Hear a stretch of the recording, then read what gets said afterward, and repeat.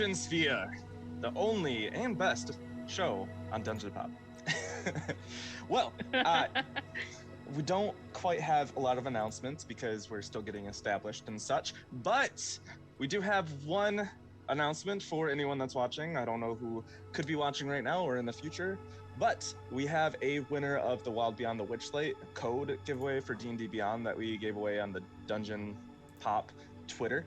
So the winner has been emailed, and so should be getting back to us soon, and they are representatives of Dungeon Fox Chronicles, whose Twitter account is DM Wolfsfox.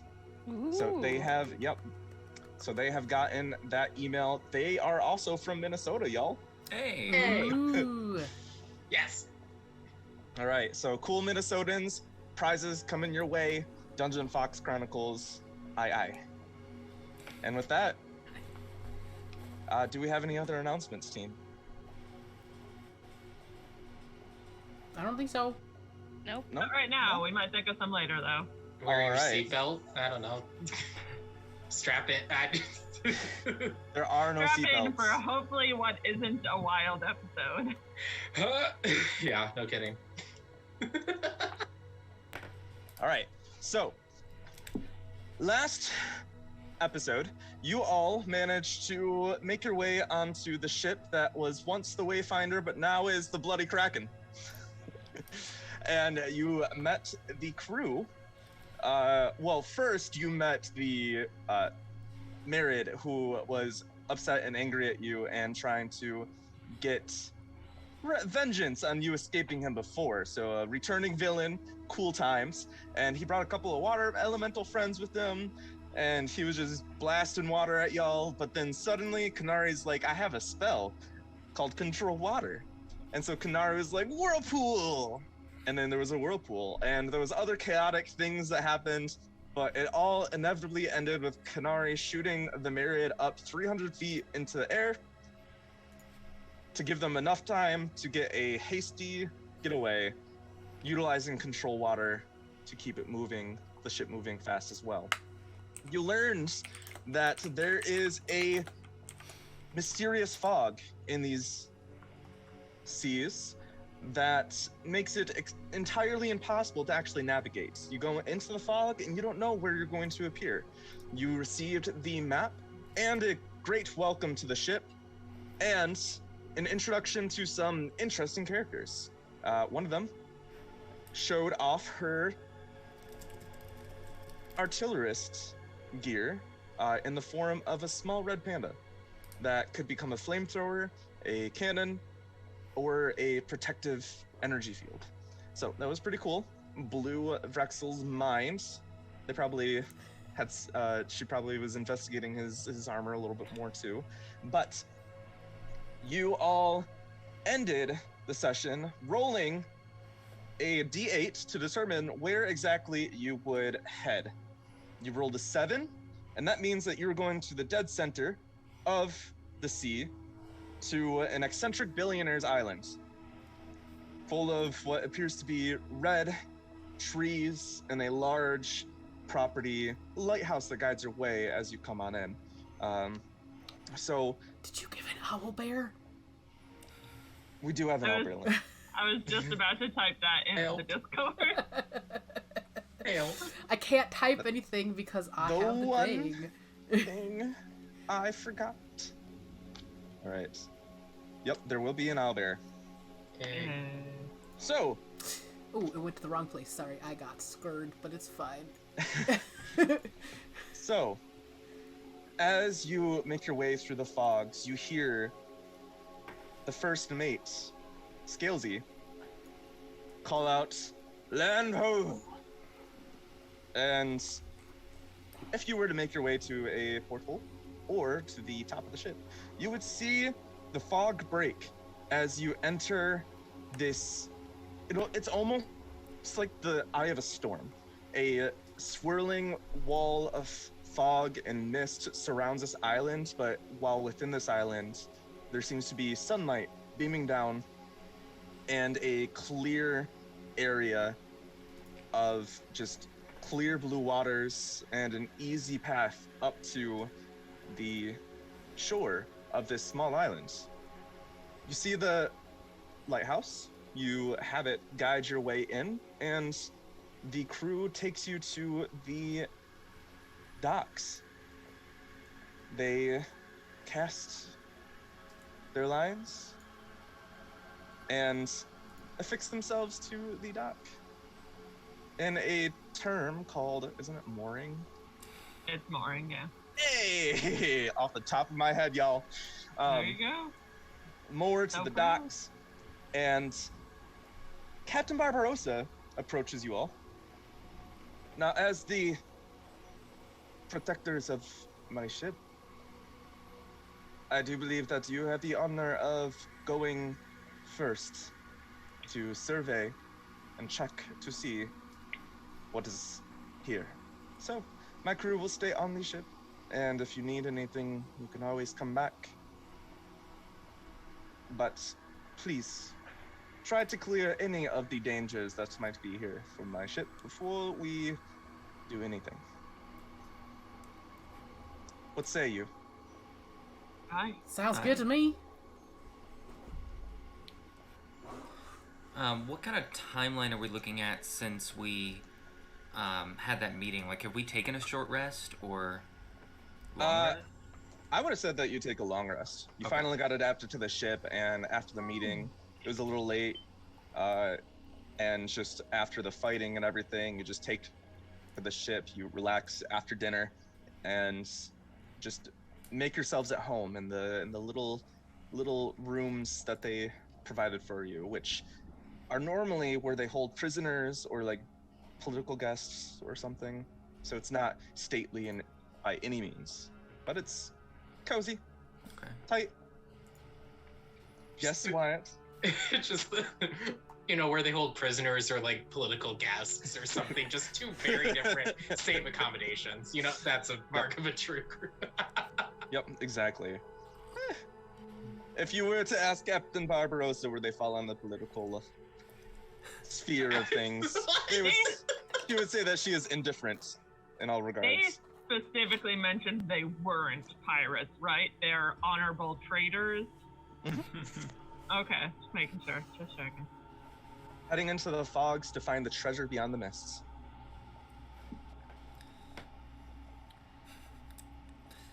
Well, Was anybody on shore? Like, is there any like shore-based crew of any kind?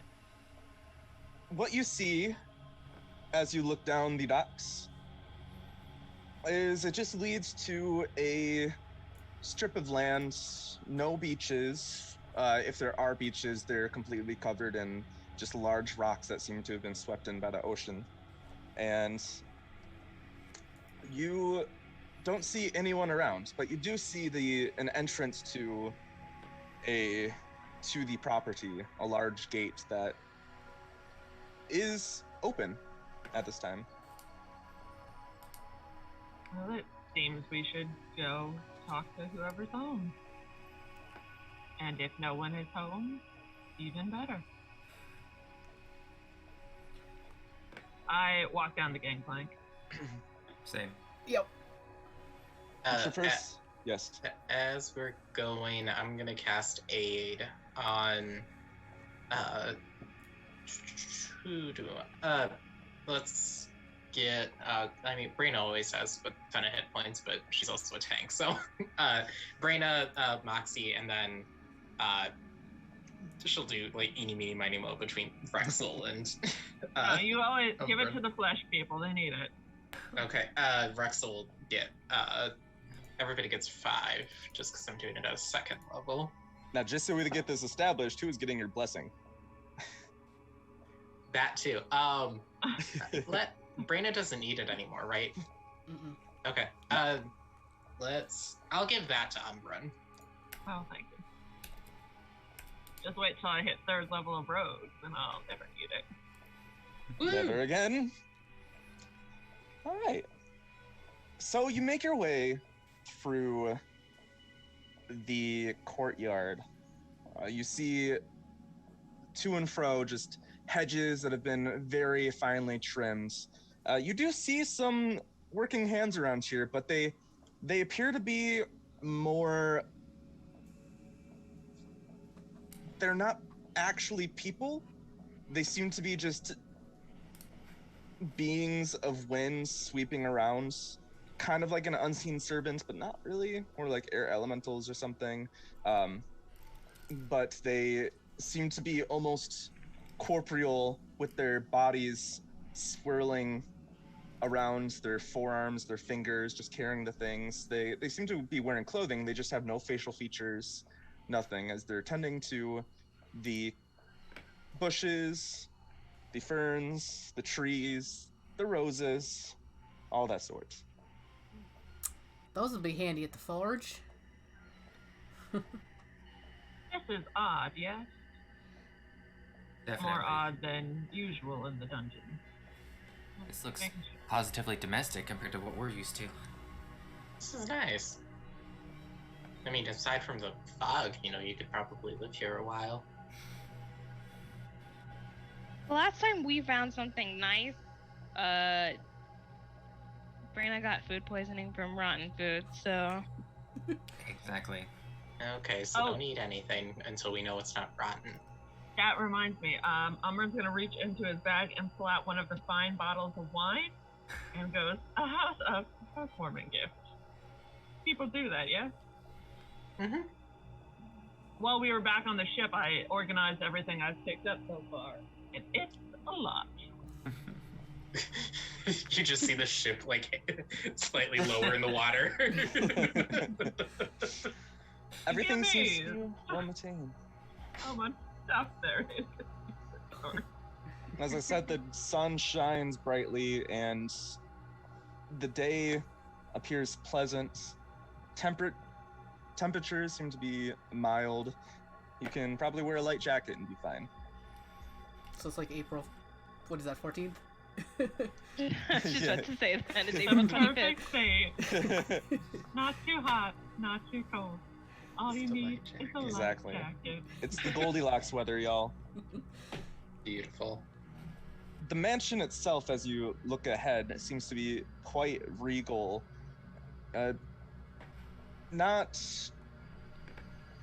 doesn't seem to be gaudy towers or anything that seems to be overly extravagant. It seems as though it's the type of mansion where every inch of the space is used for a purpose, and there's not a showmanship to the architecture, in a sense. There's nothing that's there as a means to be like, look at my wealth. It's just a mansion. Which mansions are typically like the look at my wealth. But The least some... showy building we could think of. A mansion. Yeah. But as far as mansions go, this is modest. And there are red trees all around you. The leaves seem to be falling, and if you were to look at them, it doesn't appear to be like autumn leaves, as if this is the time for the deciduous trees to shed. Instead, they just seem to be trees that have red leaves. And as you approach the mansion, I will send you into handouts on Discord, kind of what I imagine the entryway to look like. Ooh. Ignore the mountains in the back. Ooh, Okay. that's the least showy mansion I've ever seen. The quaint English countryside. Quaint English country. Not quaint, but I mean, from the mansion I come from, this is certainly, not as extravagant, let's say. And as you approach, you see the doors open, and out of the front archway, the foyer, appears a man. He appears to be a human with a sun-tanned skin tone that stands starkly in contrast to the staunch, salty whites of his hair, eyebrows, and pointed goatee. He dons white robes with blue accents, dark blue trousers, and knee-high boots that seem comfortable, yet ready for any occasion. As you approach, you see that he has a knowing smile and sapphire eyes, and his mere presence is one that seems to be comfort, but an eminence of someone that has a refinement, a poise, and always seems to be that person that has a control over any situation. He walks out to greet you with his arms open and a blue-toned tiny dragon on his shoulder. Some of you would remember this from previous times as to be a pseudo-dragon. Small, dragon-like, but doesn't reach the gargantuan sizes of their far distant cousins, the dragons. Teacup dragon, if you would. Yes, teacup dragon. And his arms are extended, and he says, "Welcome! This is my mansion. What brings you here?" Greetings. Thank you so much for hosting us at your abode. I hand him the bottle of wine. Ooh, exquisite. We have come through the mist, seeking treasure. We were wondering if you knew anything about them. I do. But first, come inside, and then we will do names. Just a quick insight check to see if this man's a mass murderer. The little one. Come inside, so I may feast on your brains. Yeah, not fantastic at the 12. You seem pretty comforted by him. He seems to have a smile that the smile reaches his eyes. You can tell by those little nonverbal cues that his smile is genuine, at least. You don't know if he's smiling because he has new prey, or if he's just excited to have guests and be able to enjoy a little bit of hospitality. Well, you know, as I don't say this out loud, I think it's in my brain and to my friends. I say it all the time. We are the most dangerous things in the dungeon, so let's go in. I walk in. As you walk in, you go into this front foyer where there appears to be just statues and some windows and some shrubberies, and he stops at the end of this foyer. It's not too long, not too wide, but it opens up into this large entry hall with regal staircases leading upwards into separate parts of the mansion. He turns, spins on a dime, and raises his hands again. "I am Galdeus Bluerock.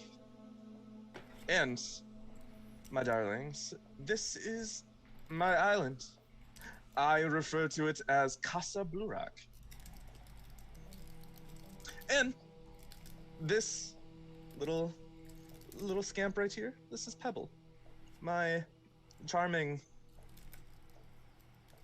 Let's just consider Pebble the owner of everything."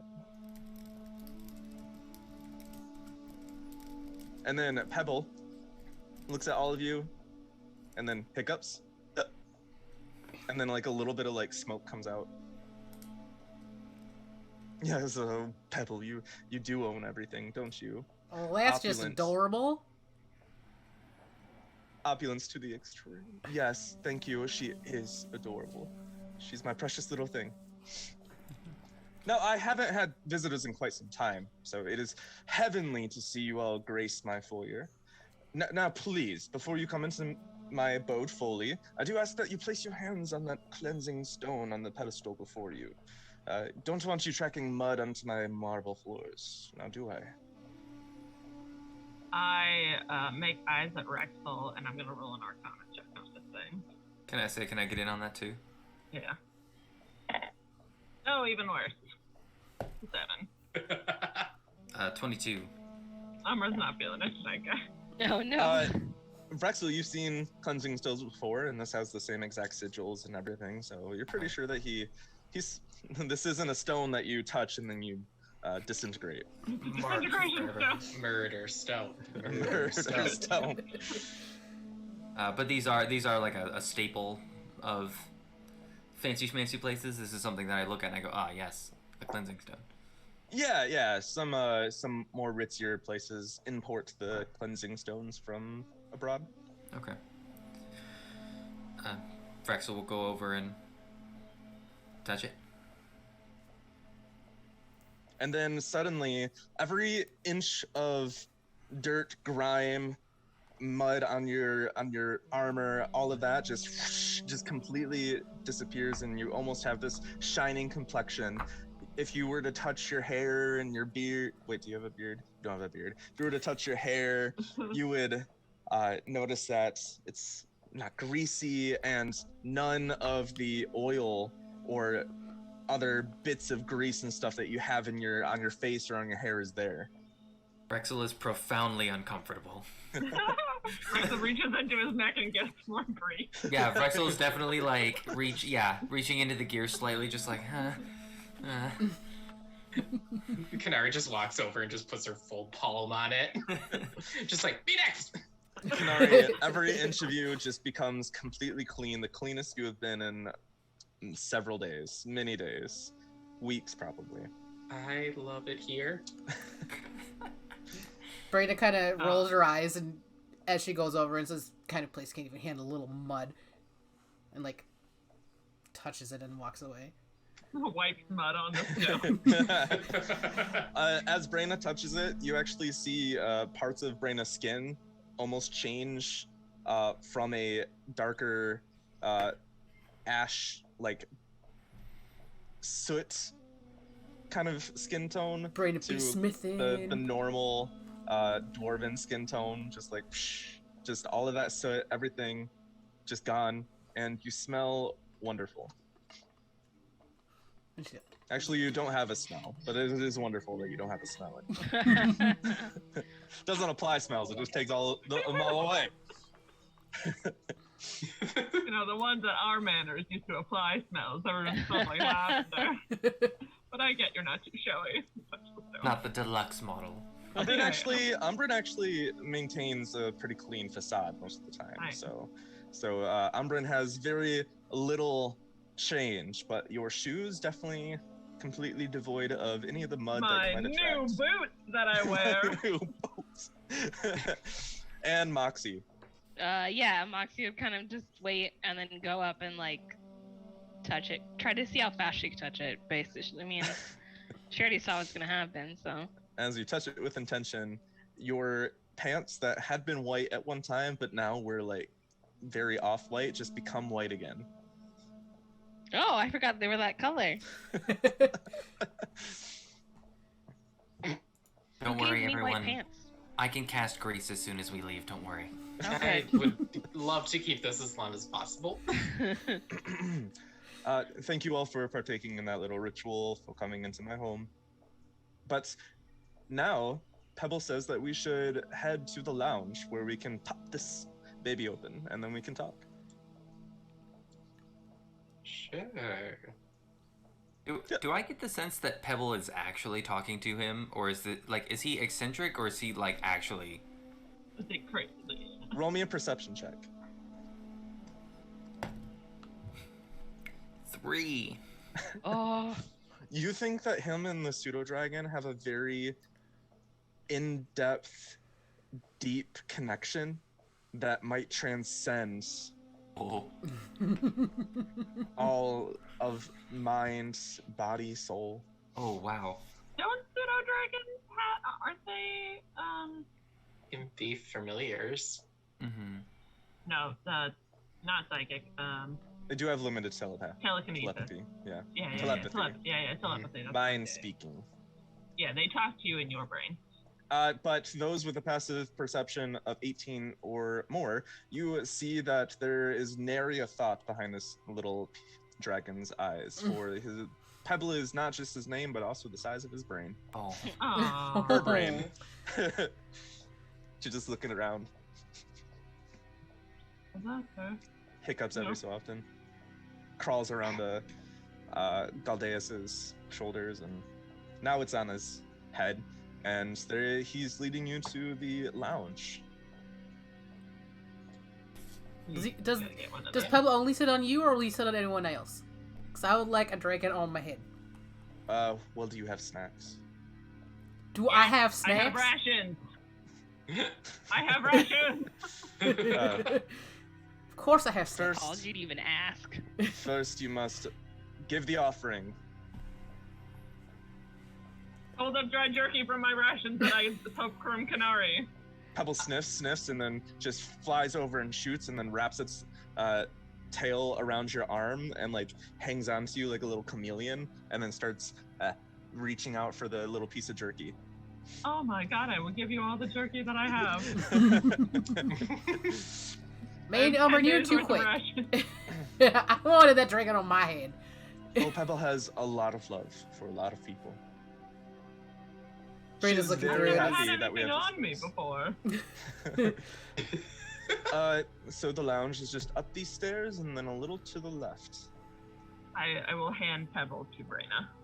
Braenna has pulled out like leftovers of a charcuterie board, so it's got like meat, little crumbs of meat and cheeses and stuff. She's like, do you like this, Pebble? She's like, I hand. Just goes down and starts nomming on everything within sight. And then I'll do look like, up. and it, like as it's on her hand, she's like, right here. The Pebble doesn't even seem to notice, as long as you keep the charcuterie board within. Well, now there's no actual reach. charcuterie board. It's just like remnants yeah. of a charcuterie board. Yeah. So So just, like- as long as you keep the food within reach, it doesn't matter what you do to Pebble. Pebble will just Well, I slowly lead him to the top of the head. And he goes there. He pushes your mohawk to the side, so now it looks like you have mohawk wings. There's just little pizzas of like they're almost like kebabs just on the spikes of Braenna's mohawk. And after a little bit of meandering through the halls, you come upon a room, a lounge, of course, with these long chaises, French for chair, and several different adornments along the walls. You see some books, you see a recliner, and you see this large, elegant pillow that seems to be large enough for two people just like laying on the ground. And a fireplace. Canari will look at the pillow and just be like, do you mind if I Oh, not at all. Enjoy your time. just fully like turns around and just puts her arms out and just falls into the pillow? As you hit it, you get this smell of lavender that just like pops up with it. Again, I love it here. Galdeus goes to a little cabinet and he opens it with several different wine glasses inside. He scoops them up under with his fingers underneath, and he leads them over, and he pours 6 glasses and starts handing them out. I sit down very stately and I take the wine and pretend I'm going to drink it.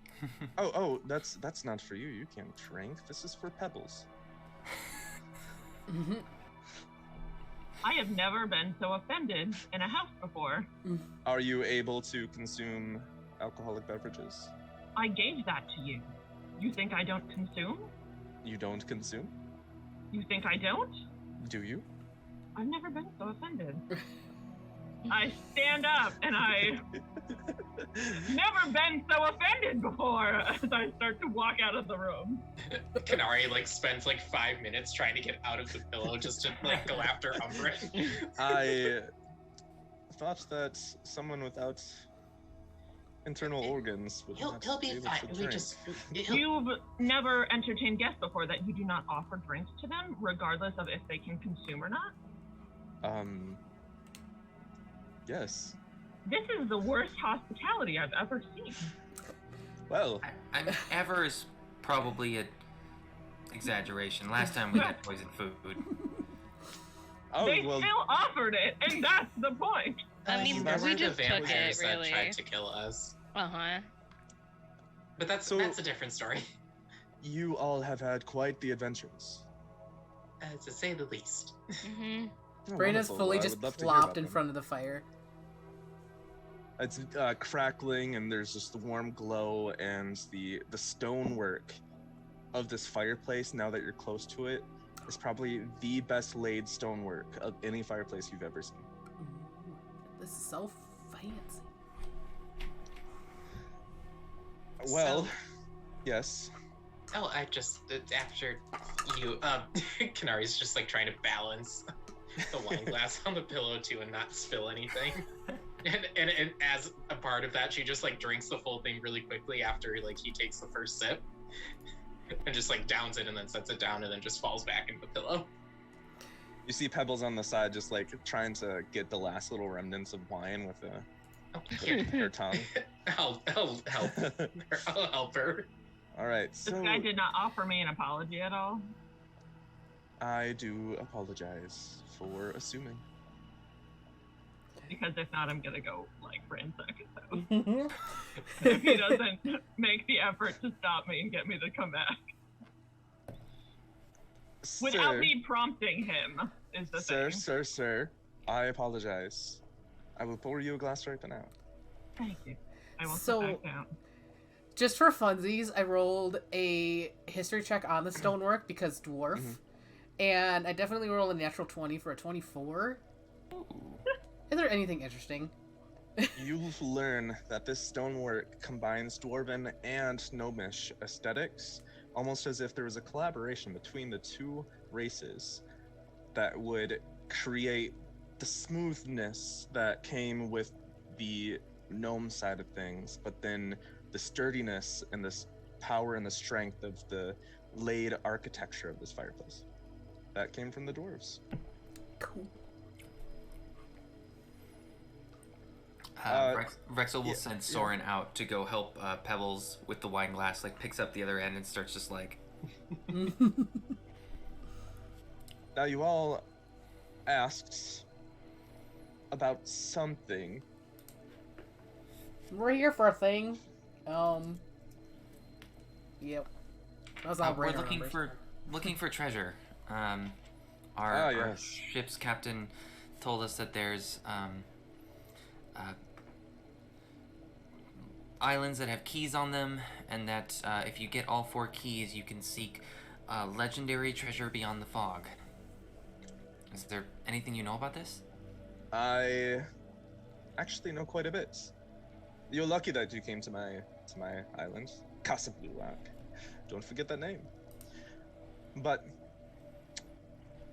I haven't had any other people come to my island with such a 5-man band structure such as yourselves.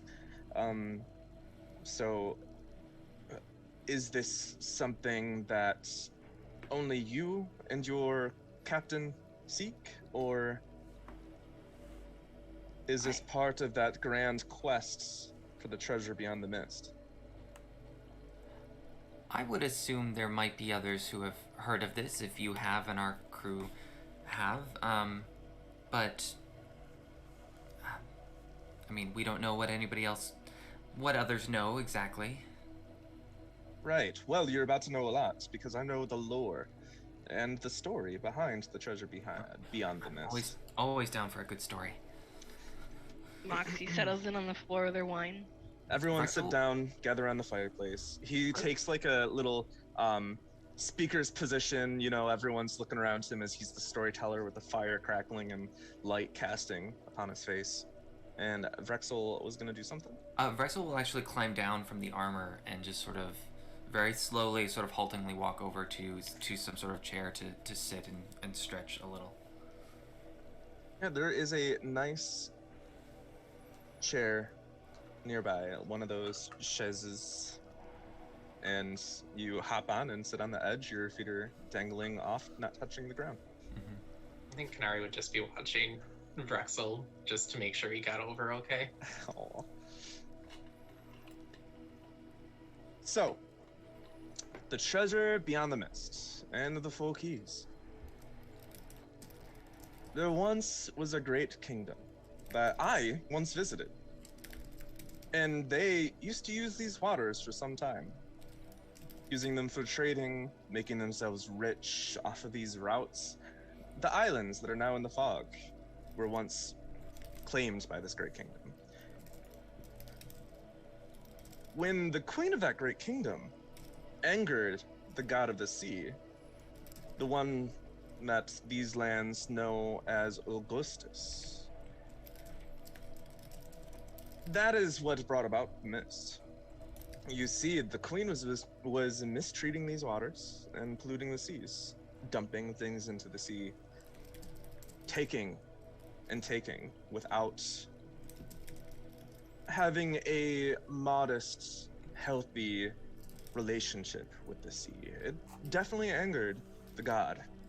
And so he shrouded these seas because of her constant refusal to listen to him.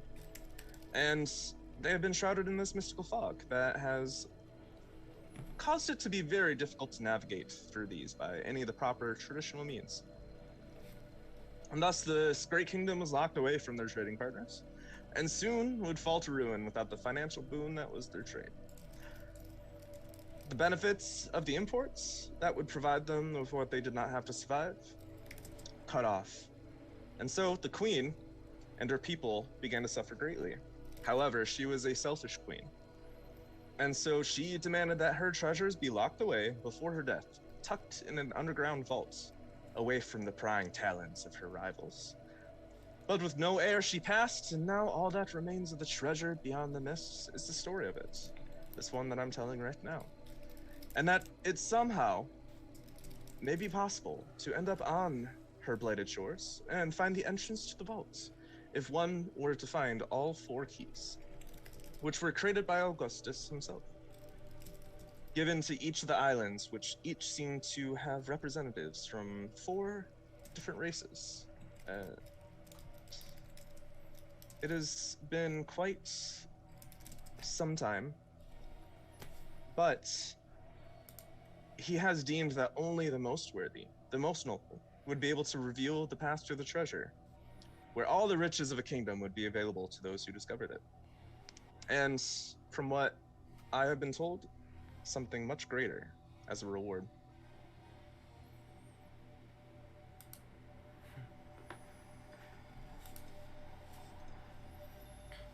Why would the keys be created by Augustus if they weren't on good terms, I guess? The keys were created as a means to test those who seek the treasure, to deem them worthy. So there are trials that each of the keys will require. And if you pass the trials, gain the keys, that is essentially Augustus's seal of approval, and it is said that he then guides you himself to her blighted shores. And Augustus is the god of the seas, then? Yes, around here at least.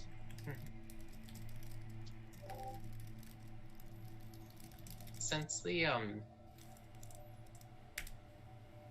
okay, so where's my brain at? It's so, the wine, well, yes, I'm talking about Wyatt's brain. I know. So Captain Barbarossa mentioned that the fog is a part of this curse, and then kind of with this combined information, is there any more kind of that I would remember or like have familiarity with, knowing that it was a god that originally created this curse, or like could think through? Roll me a religion check, and you can use your curse breaker stuff for it. And I'm gonna guide myself as well. Oh, that one's cocked. It's almost nat 20. Oh, that's not bad. Okay, I think that is a 19. You are connecting some pieces. The fog has seemed interesting to you, and you are starting to realize that if a god has done something to these seas, done something to these lands, cursed them by some means, that these fogs probably have a connection to the ethereal plane. That this is one of those places where they blend together.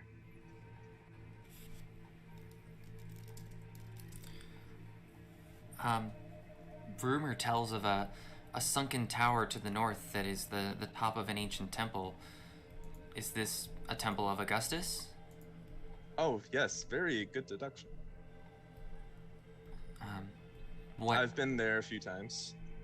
is there anything there related to this legend? Any clues or anything else worth exploring for? There is definitely something worth exploring for in there. However, not just anyone can come by it.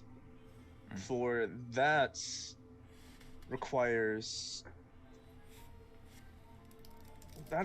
a bit of intelligence to be able to find your way through this underground temple, which has been deemed by some, as legends say, the labyrinth under the waves.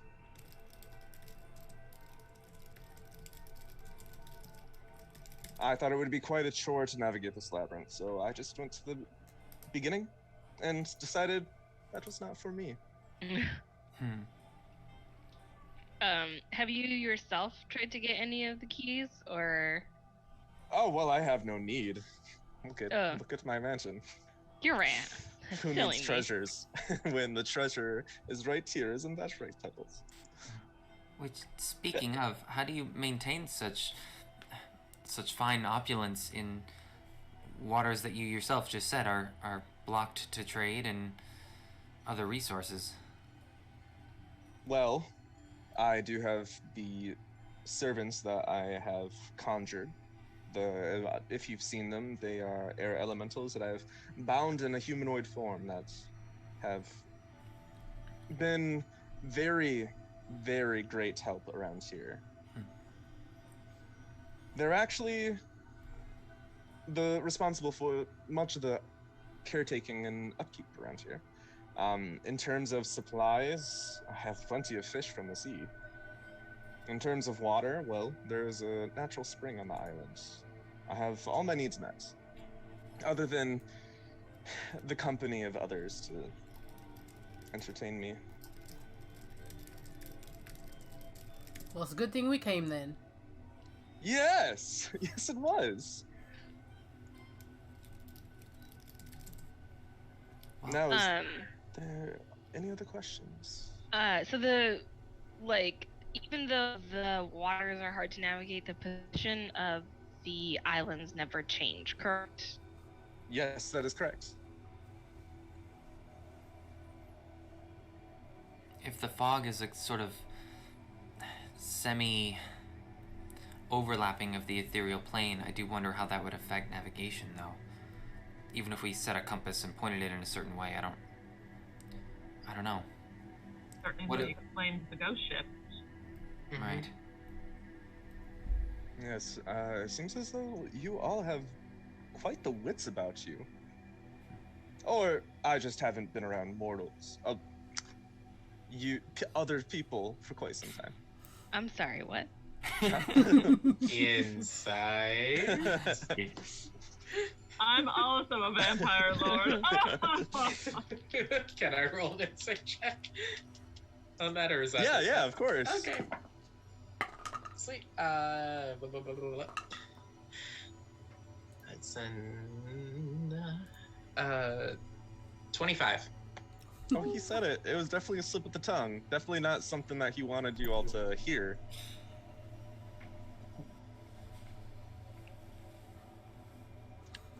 So, anyway, I can help you with your quest. If that interests you. I'm gonna do the mind link with everybody, just kind of individually, really quick, and be like, he immortal. I don't know what level, but definitely caught weird. that. When you get to Braenna, she'll be like, "Is she Augustus?" Do you think he's a greater djinn of some sort? That's why he sounds feral. Well, I mean, if he... Do you think Pebbles Augustus? Look over and Pebbles is currently like eating the glass of the wine No, cup. I don't think. What if he like Man. bound the soul of the evil queen and turned her into a pseudo dragon? If he is Augustus. Wow, you all went very quiet. Oh, sorry. It reminded me of so many stories that my dad used to tell me in the temples. So it's very yes. interesting. But as I said, I do have a way to help you since you are wonderful guests. And you brought wine! I have a way for you to clear the fog and a direct path toward the closest island that contains a piece of the four. Oh. And just so we're all candid here, what would this cost us? I just have to make sure that you're worthy of this gift. I wouldn't want to send somebody who wasn't worthy of the treasures beyond the mist towards the first piece. What do we have to do? Well, I just have to do some tests of the heart, tests of the soul, if that is okay with you. I mean, like heart tests, like you just want us to be on some machines and start running, or like see how That's long not gonna go very well. my heart can beat. I can go for days probably. I'm guessing it's been a while, but No, actually, it's much I'll do much Vrexil tests for easier him. than that. Much easier than that. oh, okay. I have 5 riddles Oh god. that I need you to solve. That But could the be a riddles problem. are tied specifically to certain rooms in my mansion. Yeah, this is Will you sounding be less like a heart insult. supervising these, or? I will. Okay. I would love to watch. Okay. And I can promise you that this is not some sort of trick to get you to be caught in some sort of death trap or anything. These are merely just riddles. None of That's- us said that. That's not what I was thinking. Oh, why are you just volunteering? I know I we're not just- trying to be creepy, but like... I just understand the context. Strange man in a strange mansion and some strange mists. I can promise you that these are merely tests of the heart that come with some chores that aren't dangerous. So that's Yeah, what okay. you get out of this. We do your chores. Well, no. Well, actually, maybe 2 of them, but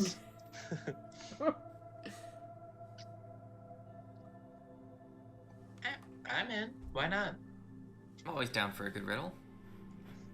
wonderful. Do you have a snack before we get started, or Do you have a charcuterie board? Oh, well, sure. sandwiches possibly? He claps a couple times, and those same air elementals that you had seen, like, burst into the room with, like, several different platters. One has a bunch of shrimp, one has a bunch of tiny sausages, and another one has a bunch of different fruits that just decorated in this almost large bouquet, and another one has several different biscuits with, like, a creamy butter over the tops, glistening, and a little bit of honey drizzled While on top. everyone enjoys the charcuterie, I'll be right back.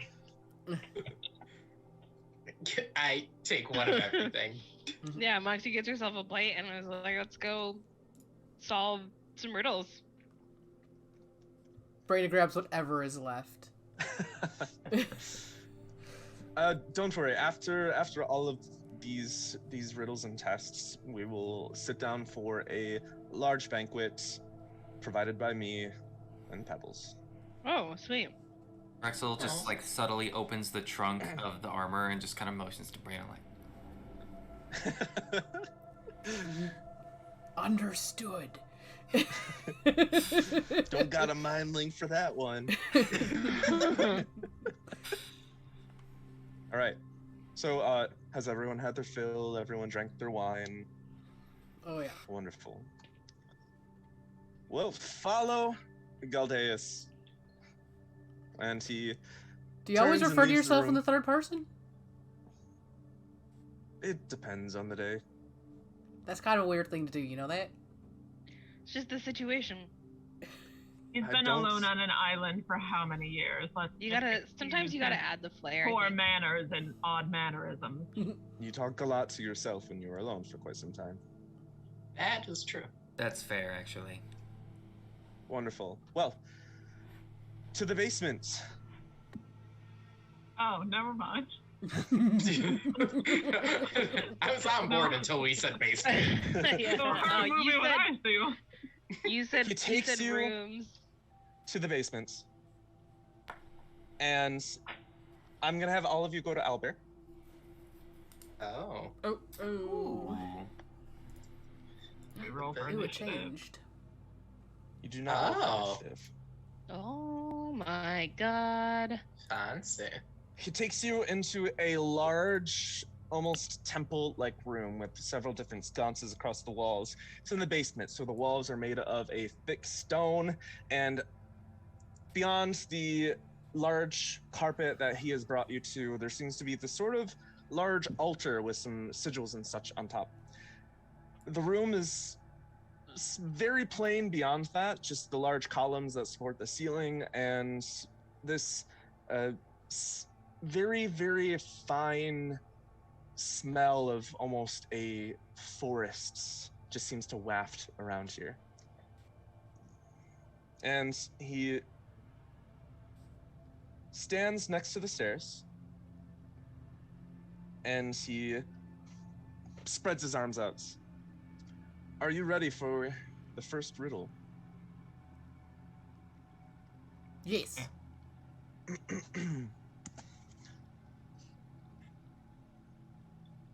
Pebble, are you ready?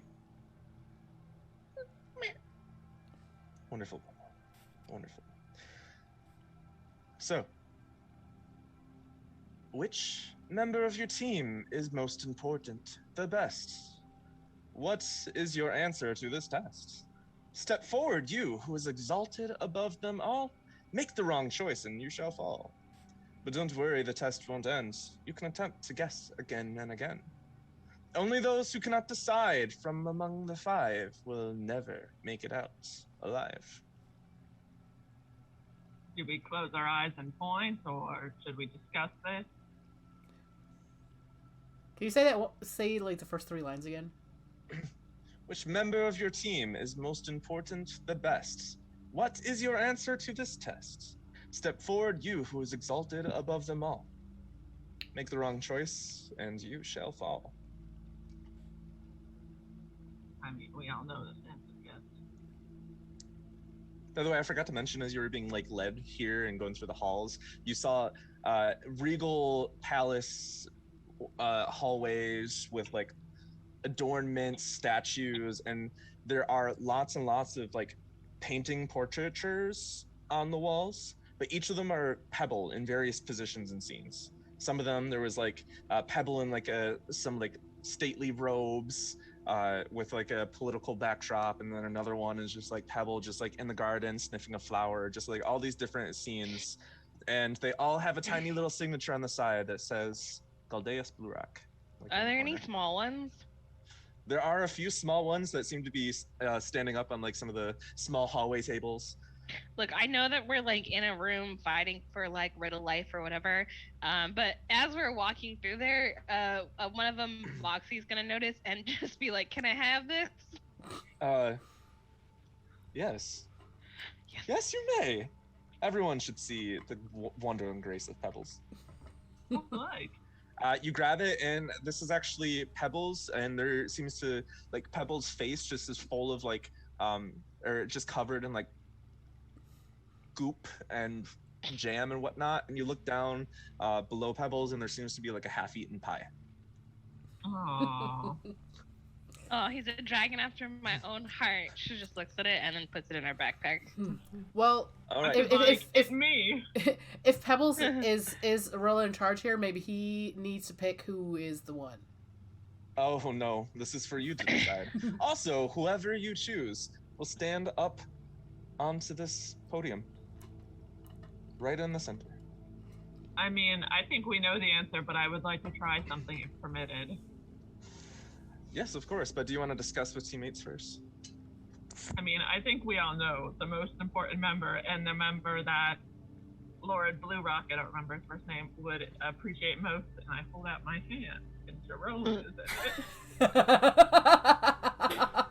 That's correct. I'm glad we Number were all on one. the same page. Yeah. In my heart, I would like to walk up and gently mage hand Jerome onto the pedestal.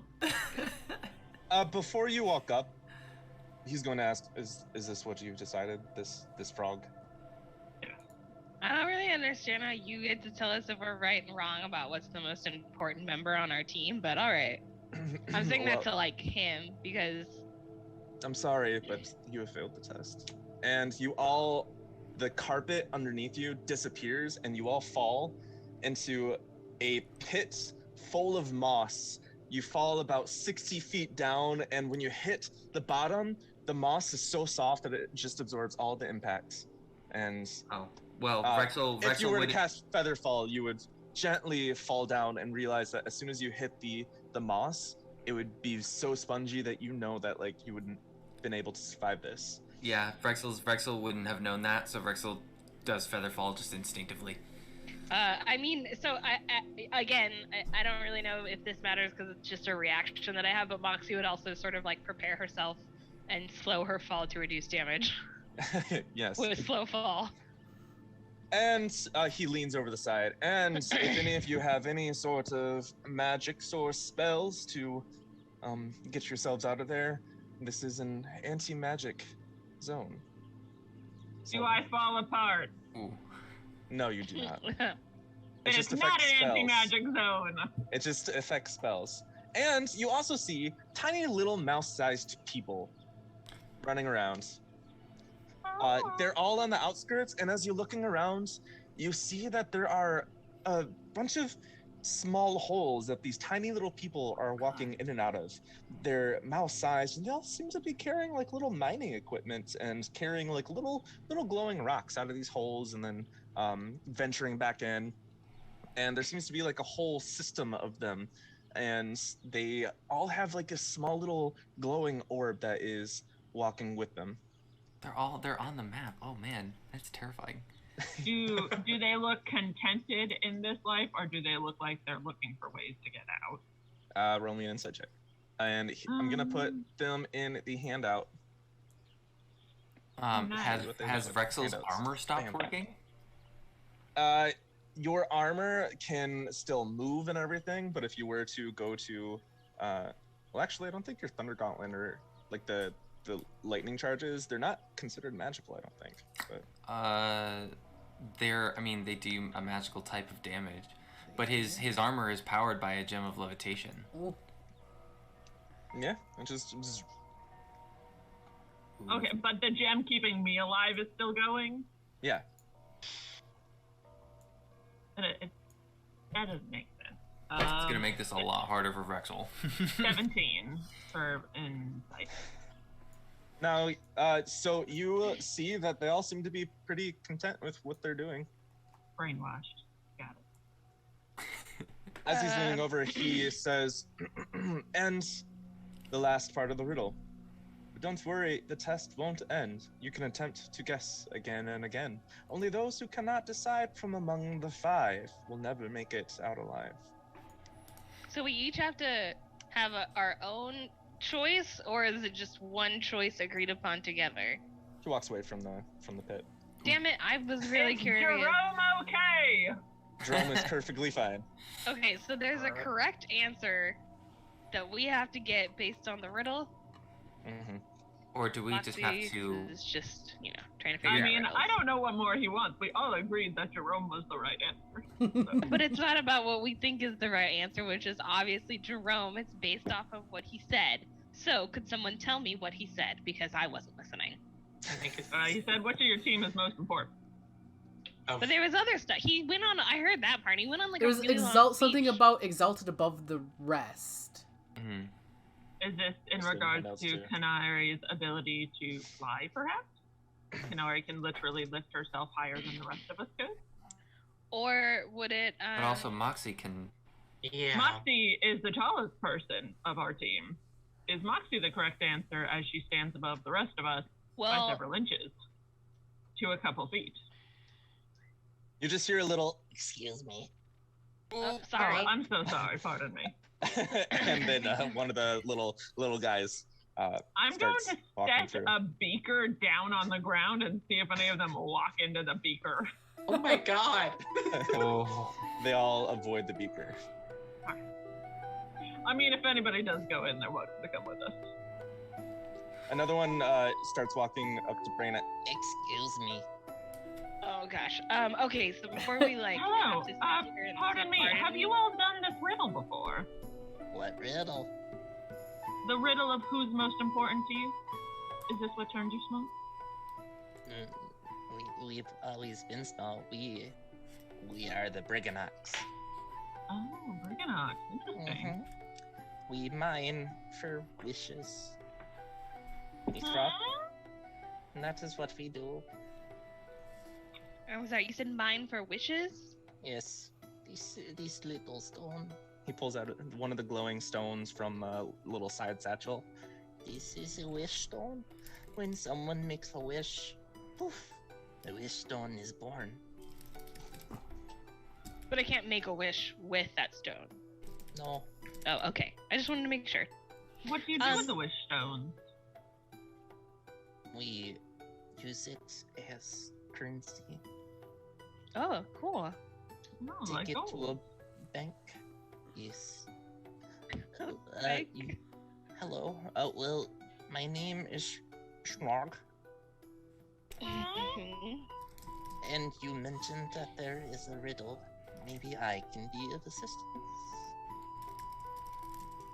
Of course. Tell us what you know of the riddle, Schmog. I don't know.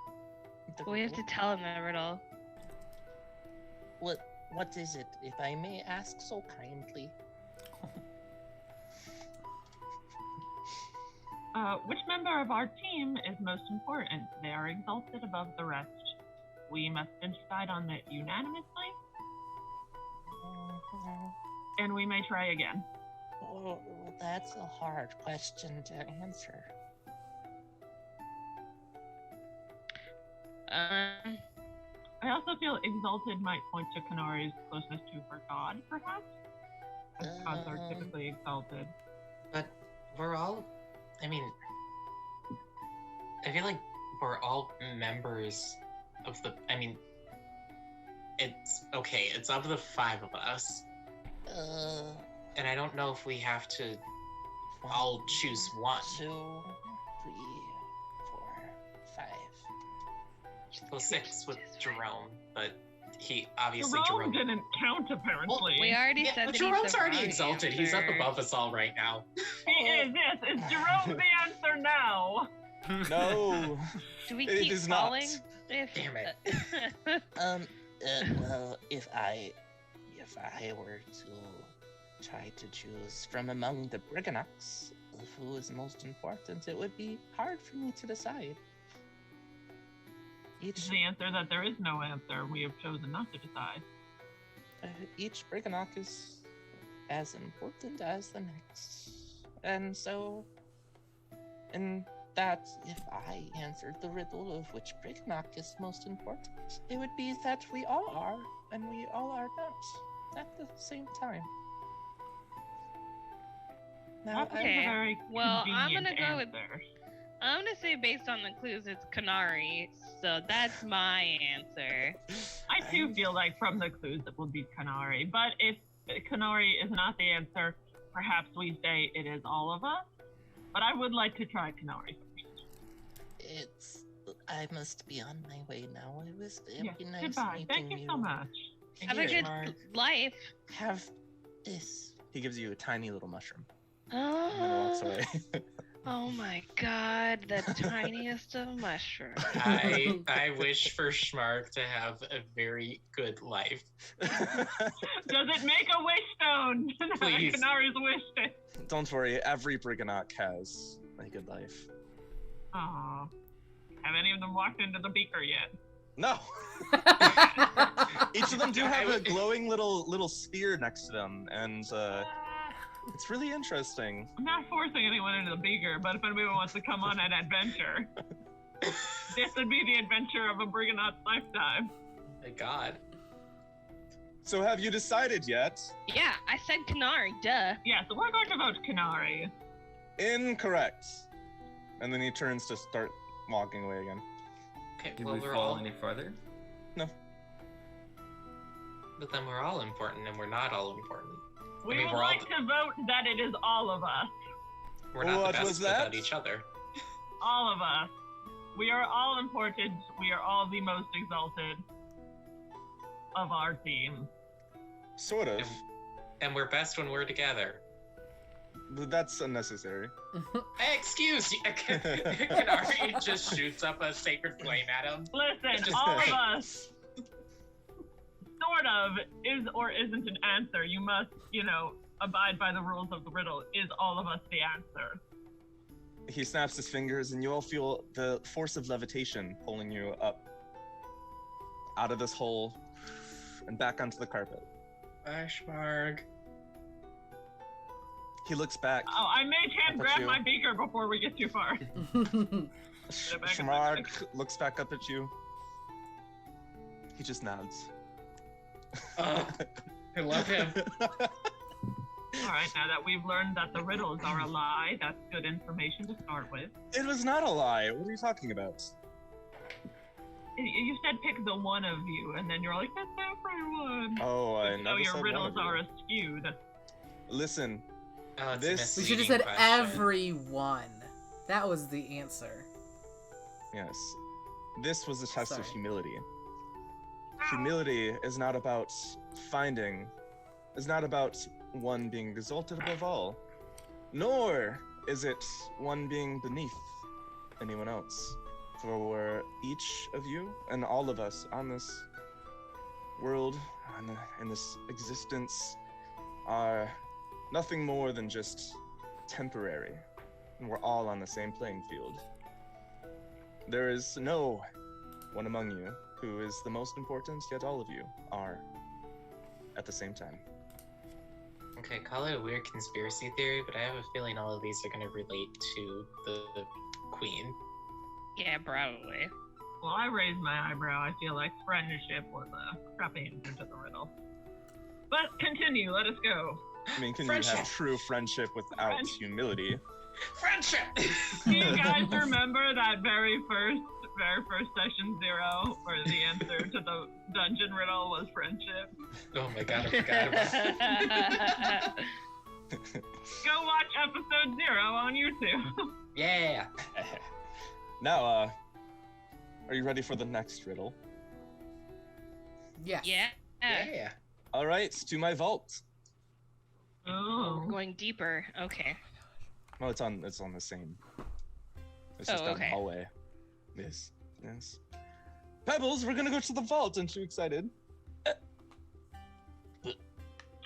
Wonderful. And he leads you down the way, and he takes you to this large metal door. It has one of those like spinny things and a little key mechanism. He takes out a key, he puts it in, twists it, and starts spinning the vault door, and then pops it open. The vault is unlike any vault you've seen before. Inside there are coins, gems, treasures. You see trees, some vines and grapes that have some been put into boxes, and different flowers, some lavender, and you see a couple of fountains that are pouring into little pools, and you see glistening gems and coins in the pools, and then a little statue with a bowl in front of it, and just seems to be, you're underground, but there seems to be a thriving little small ecosystem here. There are birds chirping, and some holes where like rabbit holes have appeared. And he says, welcome to my vault.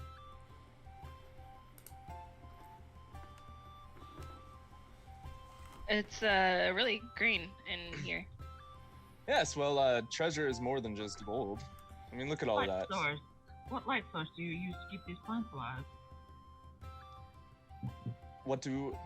What source of light do I use? Yes, light source. Source of Well, light. look above. And when you look up, there are several different runes carved in the ceiling that seem to be emitting a glow that is lighting up this whole room. Replicates daylight. This whole house is so freaking fancy. believe we've asked Thank your you. occupation. Lovely. What do you align with? Myself. Self-employed. Seems full of Entrepreneur. wizardry, perhaps. Entrepreneur, that's a good word for it, too. Do you have a dude. downline? No. Okay, cool. Then I'm Are okay you with a this. wizard, perhaps? No. A wizard at Warlock. chess. That's not cool, man. That is funny though. Yes, well, I mentioned that these seas and such used to be passages for trade, merchants, treasures and such. I just happen to be someone who had benefited from it and just has never had a reason to spend it in this sense. So you How have no long have you magic guys been in the yourself, fog? then. One could only know. I've lost count. Now, are you ready So- for the riddle? You Yeah. yourself hold no magic, then. Oh, the magic that I have is my winning personality and this charm. Good to know. And pebbles. And Pebble. Pebbles is mighty magical god sitting on my shoulder at all times. Do not oppose her. He's not even will a be your citizen. downfall. Don't worry about it. Yes, the next riddle. Well, so you have this room of wealth, various flora and foliage in front of you. It's comforting and smells of lavender, grapes, etc., etc. So, this is your playground for this next riddle. Are you ready? Yes. Yes. Mm-hmm. Wonderful. Yeah. What gives worth but one's own desires? Find the one true treasure, unless you are beggars or liars. The greatest gift to give to a man, a bird, a flower. For without this treasure you would reach your final hour. Take more than you must and let greed be your curse. But no force shall stop you from filling your pockets, pouches, and purse. So it's the water, right? Because you need water to live. I was gonna go with love. I mean, in line with like the whole friendship thing. Is the answer friendship? The answer is not friendship or love. Damn it!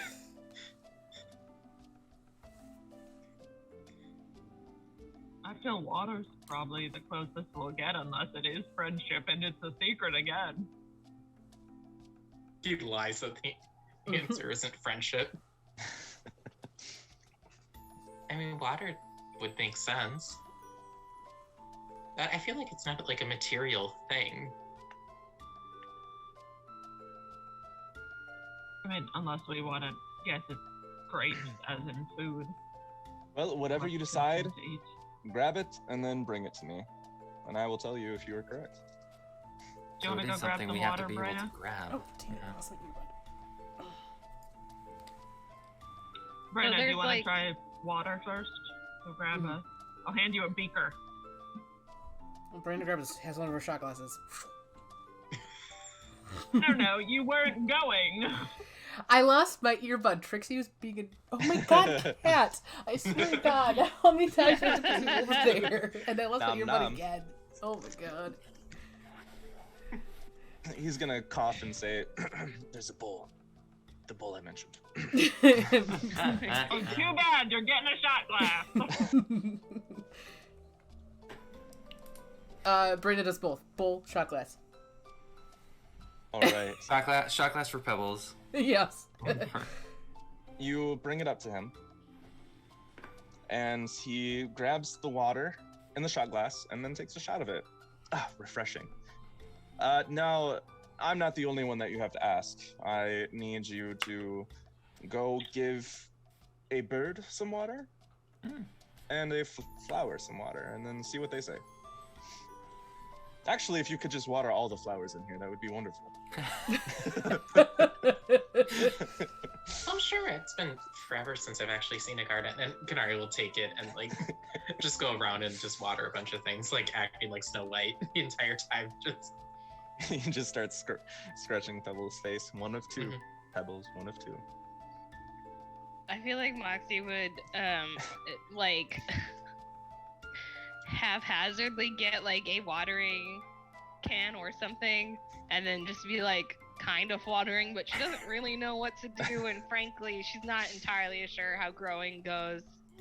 When you get some water into a container, a bird actually flies onto the container's lid. Oh, good. I was going to try to mage hand a bird out of here. So it's better. get over here. And the bird looks you straight in the eye. And then sips from your water. And then he nods his head and then flies back into a tree. Cool. I love when things require zero effort. You have completed this riddle. Congratulations. Hey. Yay. Nailed it. Good job, Braenna. What's the lesson from this riddle? Temperance. You all didn't even ask if you could keep any of the gold. Like, you had such self-restraint. Look at all this. You could have just finessed anything from these vials. I'm already very wealthy, don't worry.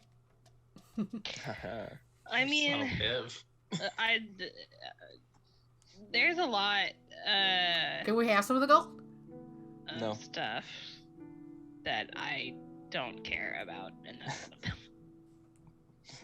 Trust me, if you find the treasure beyond the mist, you'll be rich beyond your wildest dreams. Yeah, also that Well, the greatest treasure of all is pebbles. now let's go to the greenhouse. You think water and plants would have been in the greenhouse? You would think. Are we just going to a house that's painted green? No, a greenhouse is where you grow plants, my darling. I mean, I know that, but I also didn't think the vault was like a garden, so... Oh yeah, that is Fair true. point. You know, I was just preparing myself a little bit more, but... Expect the unexpected. So, you head upstairs, and you actually head out of the back doors, and take a path through a orchard that borders along this path that you take, and hedges walling this path, but only up to Vrexil's height. So, only Vrexil cannot see the beauty beyond. Anyway. Oh, poor Vrexil. You see a greenhouse in the distance, and there seems to be like a little bit of an entrance and an exit, like one that you would find in a zoo, where it's like, oh, you go through it and look at the pretty butterflies. And you step inside. The glass of the greenhouse lets all the sunlight in, and you enter a lush greenhouse with several different foliages and some pumpkins, some carrot tops, roses, water, lily pads. It just seems to have been a place with plentiful growth that has been well taken care of. This is beautiful. Thank you. I have... The air elementals tend to hear too. They do. They are very good gardeners. Now,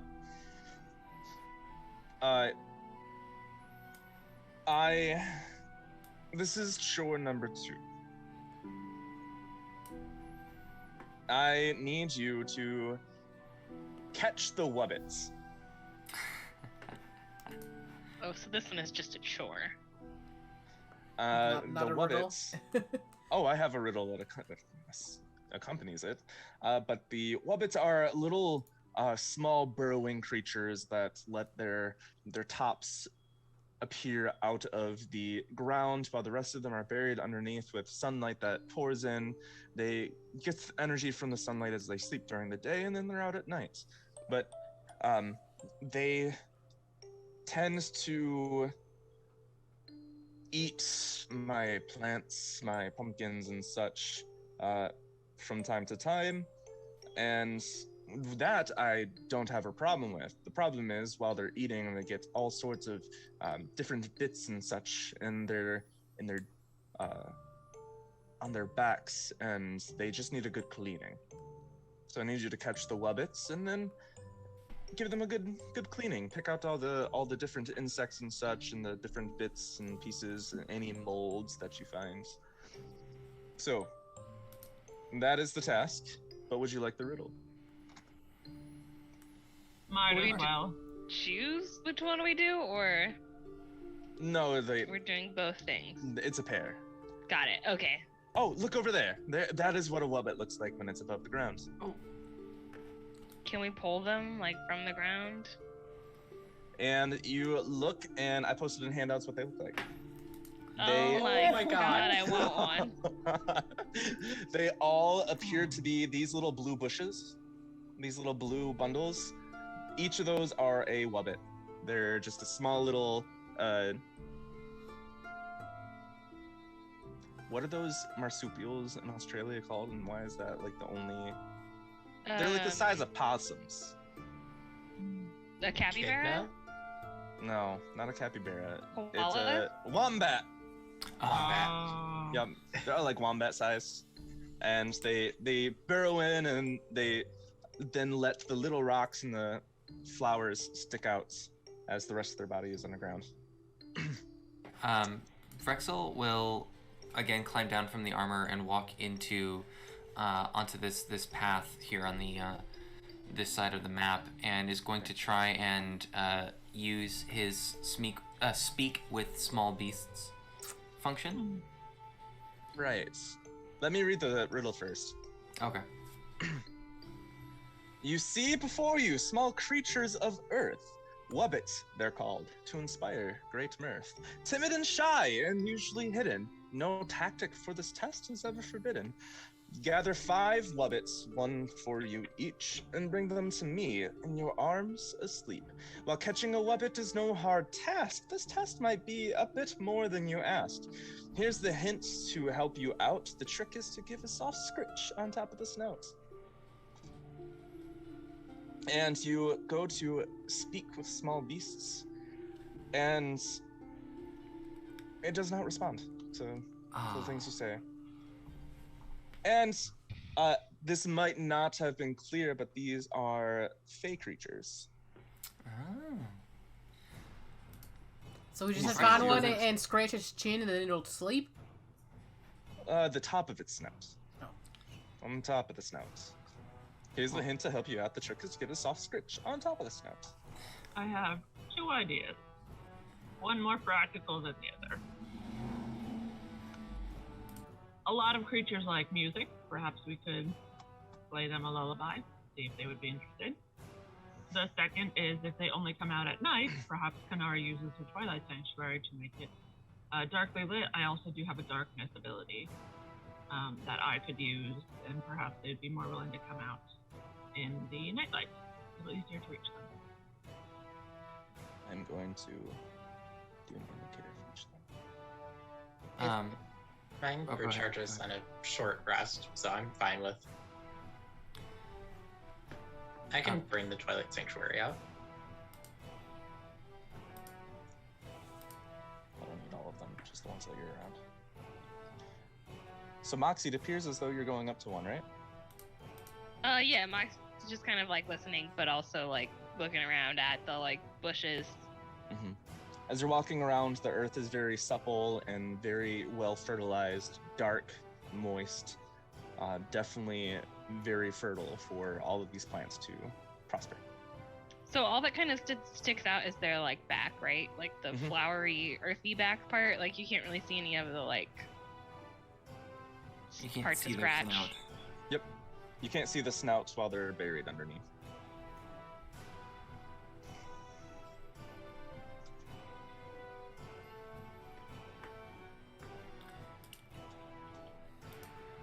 All right, well, Moxie's just kind of looking at it. She's like kneeling down, kind of checking it out. That's all. I would like to try my music theory. I'm gonna wander into the woods a bit and pull out my lyre and just see if I can play a soft melody to inspire them to come to me. And Canari, you're casting out your Twilight Sanctuary. Yeah, I think Canari would just kind of sit cross-legged. I think she'd go over kind of near where Vrexil, or not where Vrexil is. Probably just so she's like in the center of the entire, as many people as she can reach. Probably if you go, oh, I'm moving the map on my side. Hold on. If you, how do I make it do the thing? Like, there's that triangle of 3 kind of to the south of Moxie. Like, right in there, you'd hit all 5 of them there. Sure. Yeah, I'll go. I think it's right about here. Something like that. Yeah. Because Alright, there's yeah, 1, I will. 2, 3, 4, 5 right there. As the Twilight Sanctuary appears, you see the backs of the of each of these wubbits moving a little bit. The stones kind of grinding against each other. You hear a and Umbran, give me a performance check. Here's the sanctuary. Oh my god, I can't do that. It's gonna be a 14 plus 4. Does that fail? Because if so, I will use my sorcerer ability to reroll. So each of the wubbits that are in the Twilight Sanctuary, they each start poking their heads out with the darkness and the music, sniffing around.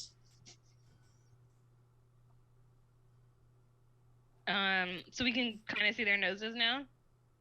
You're seeing at least their eyes, their snouts, their ears pop out, and their little tail in the back whips out. So yeah.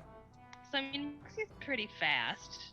Can she try to like pet the one that's closest to her, Pets. or like scratch the nose Scratch the snoot. specifically? Yeah. All right. So as you go and attempt to scratch the snout, I need you to make a dexterity check. Let's say sleight of hand. Okay. That's not great. Before I do that, I'm going to cast.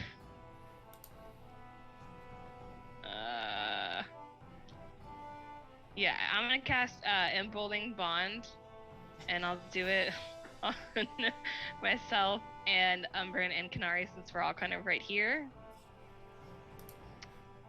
And yeah. You all feel emboldened at the task at hand. So that's a 15? You said 15? It's an 18 with the Emboldened Bond. With an 18, you reach down to scratch a little sniffer of this guy, and right before you touch him, he teleports 15 feet away. No, my sweet baby. Rude. I would also like to try something, but as I'm still playing, I would like to cast Mage Hand to see if I can boop a snoot that way. All right. As the mage hand approaches, which one are you having it approach? Is there one within 30 feet of me? Each of these are the wubbits. Oh, yeah, we'll do the closest one to me, just a little 10 foot away. All right, roll me an Arcana check. Oh, good. Natural 20. Plus 5. The mage hand reaches out, and as this little guy is sniffing out, like its ears are bobbing, it seems to be enticed by the music, the mage hand scratches the top of its nose, and it shakes a little bit, and then pulls itself out, and then flops to the side. Well, that's fun. Eyes closed.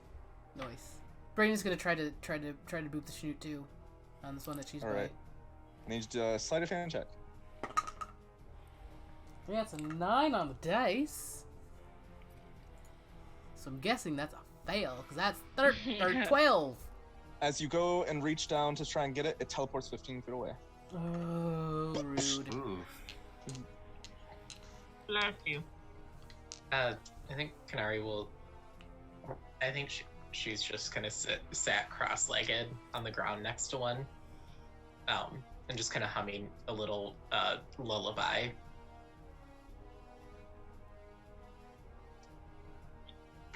Just for whatever one is right there, trying to get it to come closer to her. It doesn't seem to be swayed. Okay.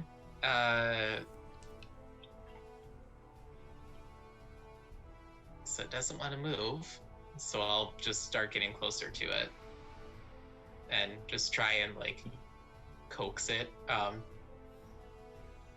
I take out like some. It's a fey creature. I don't know. I'm just gonna go for it. I'm gonna try and scratch it. All right, sleight of hand check. And then, oh boy, how much is the emboldening bond? Is that a D4? Mm-hmm. Okay, so then that's a D4, and I'm gonna guide myself. I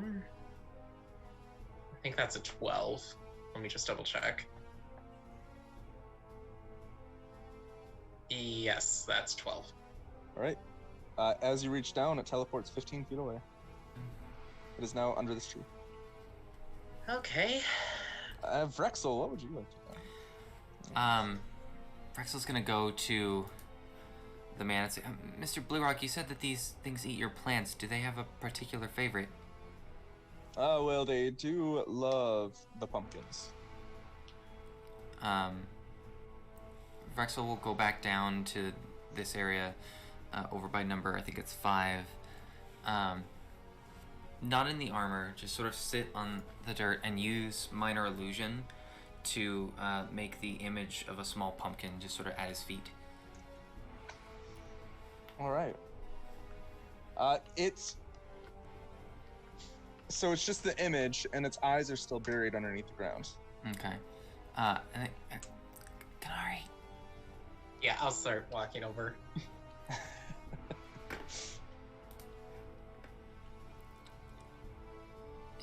If they'll pop their head outs, they might be interested. So as Canari approaches and the light seems to dim away, the little guy pops his head out, starts looking around, and then he sees the pumpkin, and he pulls himself out, and then starts hobbling forward towards the pumpkin. And Vrexil is gonna make sure that the pumpkin is large enough that when he's sitting, sort of like cross-legged and sort of crouched down, he's fully hidden by the pumpkin. All right, so you're preparing your action to scritch. Yes. All right, so he approaches, and you can roll me a sleight of hand check at advantage. Okay. He just goes to bite the pumpkin. His little mouth opens. You see all the little teeth seize. Natural 19 for a 21. And you appear, and you scritch his nose, or you just grab him? Immediately going for the scritches. You immediately go for the scritch? not leaping, more just like as it approaches, just sort of the hands just gonna come out and just like. And as soon as you get the bridge of his nose, he shakes a little bit, and then he flops to the side. I got one. I got one.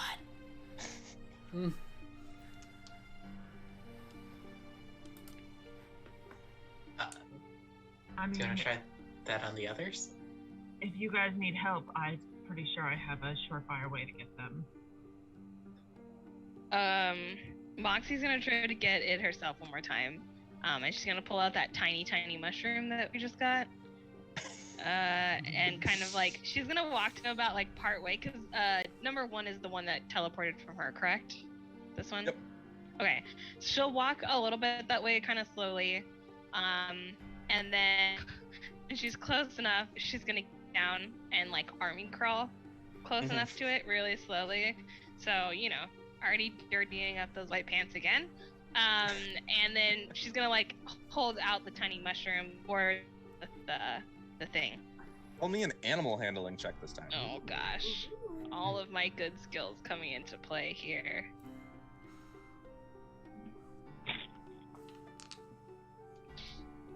Okay. Can we change your team name to Team Wubbit? Yes. It's We a picked 21. the most terrifying creature. What was that, 21? Yeah. It starts approaching and it goes and it seems to trust you and goes to eat the tiny mushroom. Yeah, eat the mushroom, man. His little Well, mouth she like opens says it quietly, like, here's the mushroom. and he bites down on it.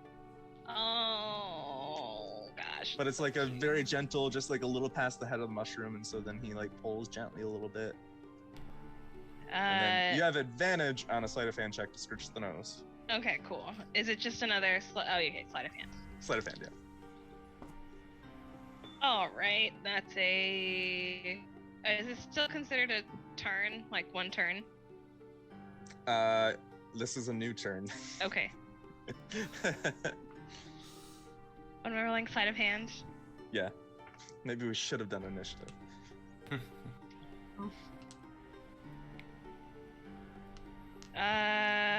21 again. All right, you scratch its nose. Yeah. It shudders in ecstasy and then falls to the side. Moxie is 100% going to like pick it up and just continue to pet. Just be like, As you pick it up, it weighs almost like the size of a rock. That size. It's hefty. Maybe not a rock of that size, but it feels very heavy and dense compared to like what you would imagine an animal this size would be from the rock formations on its back. And now you have 3. Where did the one that was by me go to? Is that this one down there? Yep. we get bonus points if we catch more.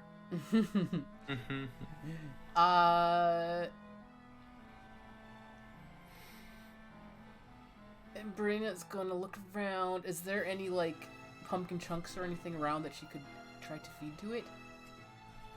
When you look at the pumpkins, you do see that there seems to be one that had recently been smashed open and bits of it eaten. Okay, Braenna's gonna grab one of the chunks and then come to the one that teleported away. Alright, so roll me an animal handling check. Ooh, I'm super good at that! Oh no, my mouse just fell down. Even though they that is a natural 20 for a 21. It waddles up to you and then opens its mouth and just slowly takes the piece of pumpkin, and you have advantage on your sleight of hand check. Okay. Do that again, Dice. I would appreciate it. It did not. That is a 13. And you feed it,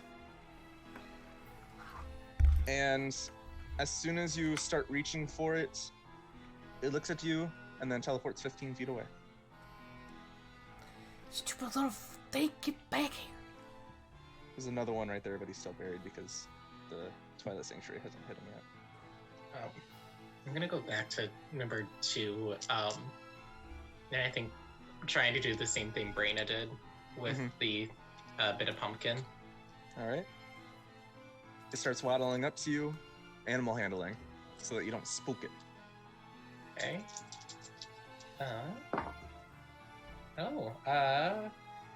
That is a 15.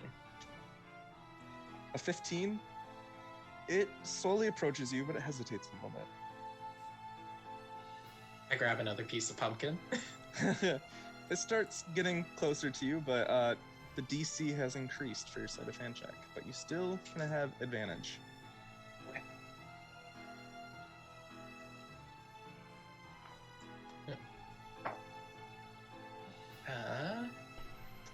So sleight of hand, that is a 17. Did you use your emboldened bond? Oh, forgot. Double D4. Ooh, good thing. 21. All right. You gain its trust, gets close, and then you reach out slowly while it's distracted by the pumpkin, and you scritch its nose, and then it shakes and then falls to the side. That is your fourth. Braenna's gonna come to this one that's underground still, and just like archaeology dig. You're just excavating it. Just very soft, very gently, to just hopefully uncover its nose without its noticing, and then pet it that way. All right. That is Give what me a she's trying to gardening do. check. Just kidding. Give me an animal handling check. Gardening check. Okay, Dice, you can do it again. Let's check your No, excavation cannot. skills. That is a You s- natural one. Oh. For a total And- of 2. It screeches and then teleports 15 feet away. Guys, this is real hard. I don't like this Oh, no, no. task. It doesn't. You rolled a 1. It doesn't teleport away. It screeches and then digs deeper into the ground and disappears. I will Oh, dig. no. As it starts going down, I'm digging faster. I was going to ask, but I'm going to just assist you now. I'm going to use 2 sorcerer points to cast darkness on myself. That is magical, which I can see through, but no other creature can. All right. And then I'm going to just stealthily walk through, and any snoots I see sticking up from when the music was going, I'm just going to mage hand them. Well, the only one that is still, who is now poking its head out, is this one over here, number 8. The rest have been cleared. Yeah, it goes for a full hour, so I'll just walk to any snoots I see kind of sticking up. Okay, well, number 4 is still there, the one that Braenna had chased a bit. You see Braenna digging into the soil. I don't like this task. This is the dumbest thing I've ever done. And you Okay, I'm gonna approach, and then gently suddenly, put a Braenna, hand you on are it. just encompassed in darkness, and you cannot see anymore. Hey, who turned off the lights? Yo. It's okay. Where'd everyone Okay. Actually, get? you are also blind. But, Umbran, you do see this number 4, so you have an advantage on the sleight of hand check. Thank you. That's a natural 19 plus sleight of hand. Yep. Is a 7 for 26. You scritch its nose, and you have gathered the 4th of it. Braenna's still digging in the darkness. She No, doesn't it's know. okay. It's okay. Wait, I've wasn't got that it. number 5? Yes, Okay. that was number 4. No, But it was you number got- 5. That was 5. Because Umbran got 2, I got It 1, was- Vrexil It was got Vrexil. Wubbit number 4, Wubbit but it number was the 4. 5th one Yeah, we've yeah. gotten. Okay. It was labeled like, 4, Dad, but it was your math 5th. isn't adding up. Hold on. My All right. bad. Oh, you got all the Wubbits! Well, all 5 of the ones that are requested. I mean, I can get you more if you would like. And I Now keep to- one. Cook these things up for dinner. No! That is a joke. Actually, Joke. I just need them each to just lay there for a bit, and then Pebble will scurry off, and we'll start going through each of these Wubbits things and picking off bugs and eating them. Pebble needed a good snack. Okay, but can I keep one of these? Yeah, sure. Yes. Add a My- Wubbit to your inventory. Yes! Braenna's still digging. So as soon as Braenna realizes that the task is complete, we will take our 10 to 12 minute break. Oh, give me 1 second. I gotta set the stuff up. Hold on. Rightio. Okay, there we go. We will be Also- back in 12-ish then. Melissa, we could see your name on that. I realize, but I cannot change it while we're in the stream because it messes Alright. everything up. That's true. So, okay. Yeah, we'll be back in 10 to 12. Welcome back. Moxie now has a Wubbit. Oh my god, this is the best day ever. So you carry this tiny little animal. It's asleep in your arms, just out of the greenhouse, and everyone else follows you. After a little bit of the cleaning session between Pebbles and the little Wubbits, you head back towards the house as Baldeus says, "Now we will be heading to one of my favorite places in my house that is very criminally underused. Now follow me. Oh, you should use it more. Today is the day. So what was the lesson of the third room? Oh, gentleness. You have to be Oh. gentle in all things. I was actually expecting other attempts. You did very well with like the snacks and the like getting close and getting down. I've heard of people doing things such as dominate beasts, charm monster, like those sorts of things. Dominate monster. You wouldn't have been able to dominate these things, but they're like enchantments and such. So the fact that you did that manually, for the most part, is quite admirable. Those things were running away pretty quick. I didn't like them too much. Yes, they actually have very similar mechanisms to the blink dogs. They bloop, teleport. Bloop, bloop, bloop, bloop. Usually I'm much better with animals. With my +1 animal handling. At least good with the pigs back at the Ironbeard stead. I don't know. All right. Welcome to the next room. Now, everyone, you go through this door, and I'll go through another door. As you each make your way past this double door, you push it open. It seems to be a little dark, but in the distance there's some light that seems to be beyond some curtains. And as you keep walking, you realize that you are on a stage. And when you peer out, you see what looks like a big regal throne, gold with lush cushions, and then a chair next to it, and a side table and a wine glass. And as Galdeus and Pebbles appear, Galdeus walks towards the throne and then sets Pebble inside the throne. And Pebble sits in the large regal throne as Galdeus sits in the meeker chair next to it, and he pours himself a glass of wine, and he sits and he holds it between his fingers. Oh no, he's ready for us to perform? Is that what's happening? Moxie's just like wide-eyed, like, what's happening? You know, I purposefully stayed away from the theater kids in school.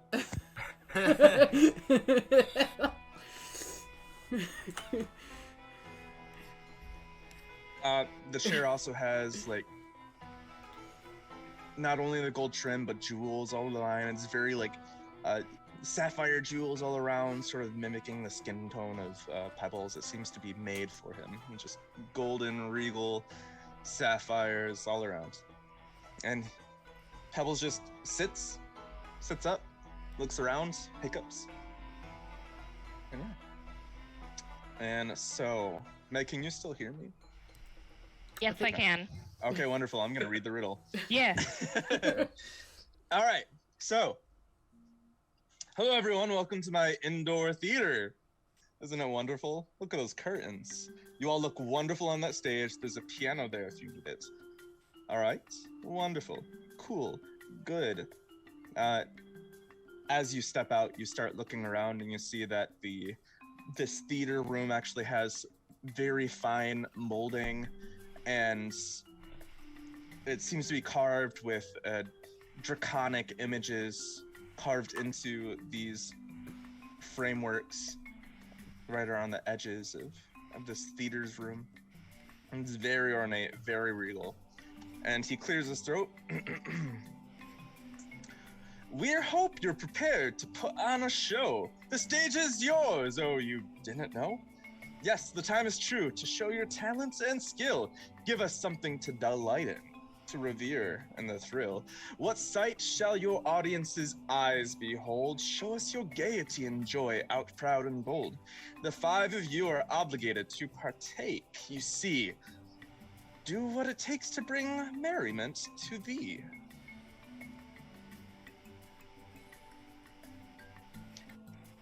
And then he sits back and then crosses his legs, sips his wine. Show me what you got.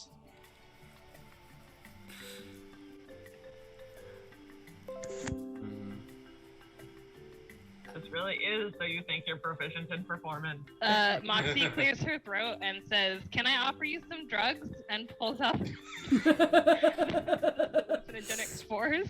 My darling, that is not what this task requires, but I will still take those. Oh my god. Well, don't. Moxie, I just think don't you need. use your drugs if on this. We'll perform without them. Save them for something useful. I need each of you to show me something. Like a talent show, just go one at a time, or should we Yeah, sure, if you want to follow that. collaborate?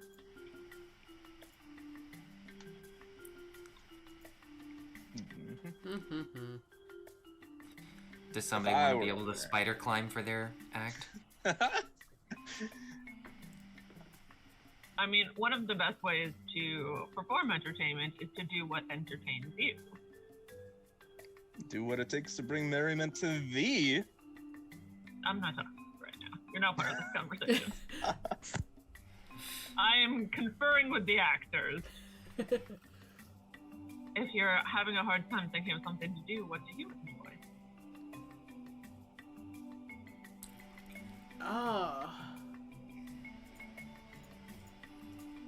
I think Braenna would probably rage to call our ancestors out.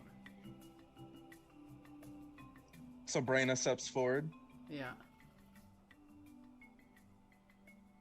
And And does rage. Rawr. Your tattoos light up and all your ancestors appear. They seem to just fill up the stage. And Galdeus says, "Oh, I was not expecting that. Now what are you all gonna do? This is a family type of performance?" Yeah, yes, that is entirely what I was intending. Yes.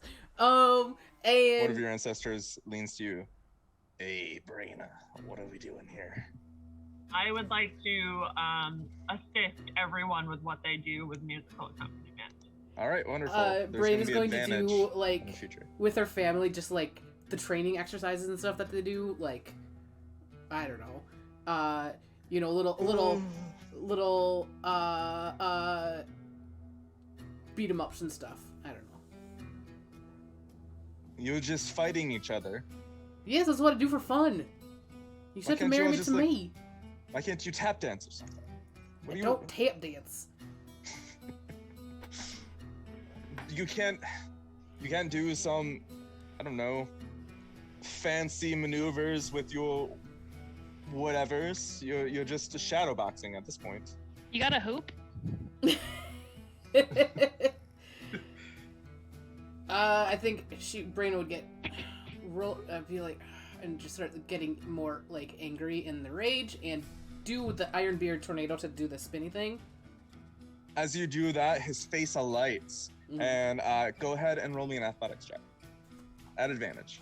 Okay. Because the performance, the music, and everything is behind you, and Umbran seems to change the dynamics and the speed, the tempo, to accompany. That is a and 24. compensate. All right, so as you're doing this, Galdeus stands up and he starts cheering, and actually the ancestor that taught you as well, he grabs it and he starts doing it as well. Mhm. And then it seems to be almost like a dance that all of you are watching, this spinning, dancing maneuver, and it's gorgeous. And he's clapping, "Hurrah! Hurrah! It was wonderful." And then she finishes, or I finish it, and I go, and bow. Thank you so much, Braenna Ironbeard. Actually, none of you told me your names, No. but I have determined from context clues. Who's next?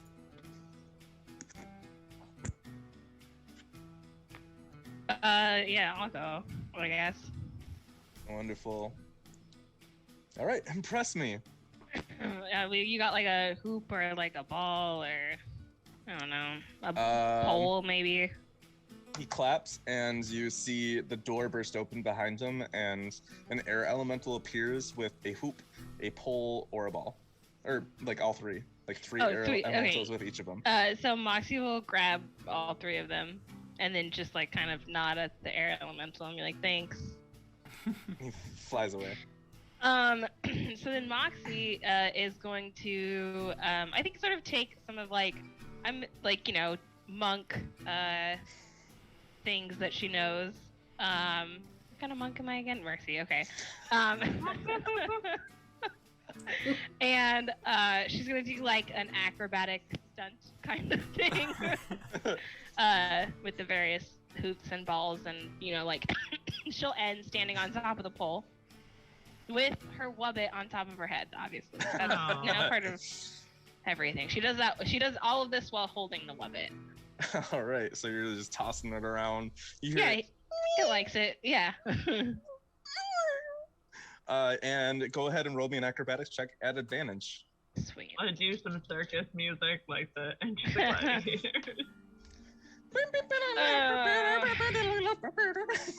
That's gonna be an 18. All right, so go ahead and just describe what you do, because you succeed. Okay, so I think Moxie would kind of like, set things up a little bit, and then she would sort of like run from off stage, and then like jump and sort of land perfectly on the ball, and maybe then like start using it like, when you like stand on it and you move it, you use it to like roll around kind of thing. Like a bear, like the yeah. And so while she's doing that, she'll like go ahead and grab the hula hoop and kind of like spin it around and like move through it while she's moving on the ball. And then, finally she'll do like a big jump off of it and land on top of the pole that's like standing up. Now, I thought you were going to use that pole for something entirely different, but... Not when the wubbit is around. Not with I mean, yes, Pebbles has innocent eyes. Yeah, so I didn't want to offend Pebbles, so... Wonderful. So you much. have succeeded in impressing me. Now, who's next? If anyone needs the drugs to make their act better, let me know.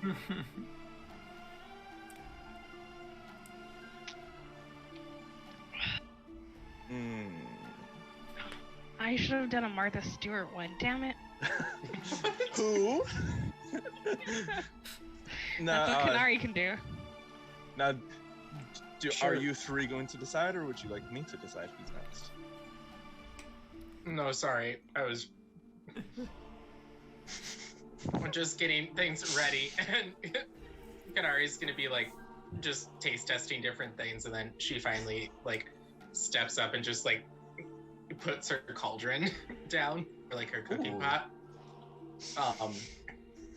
and like asks for all that stuff to be brought out, and she's gonna do just like she's gonna do like a Julia Child like full like spread. She's gonna use the Heward Sandy spice pouch, I believe. Ooh, okay. To add a little bit of flavor. Are you gonna turn it into like a little performance, like BAM? Or like she would do, she would like dance around the kitchen. Yeah, a little bit. I think she'd Spice like do that. Kind of stir fry some greens and other stuff like that, and just make like a very nice, like very elegant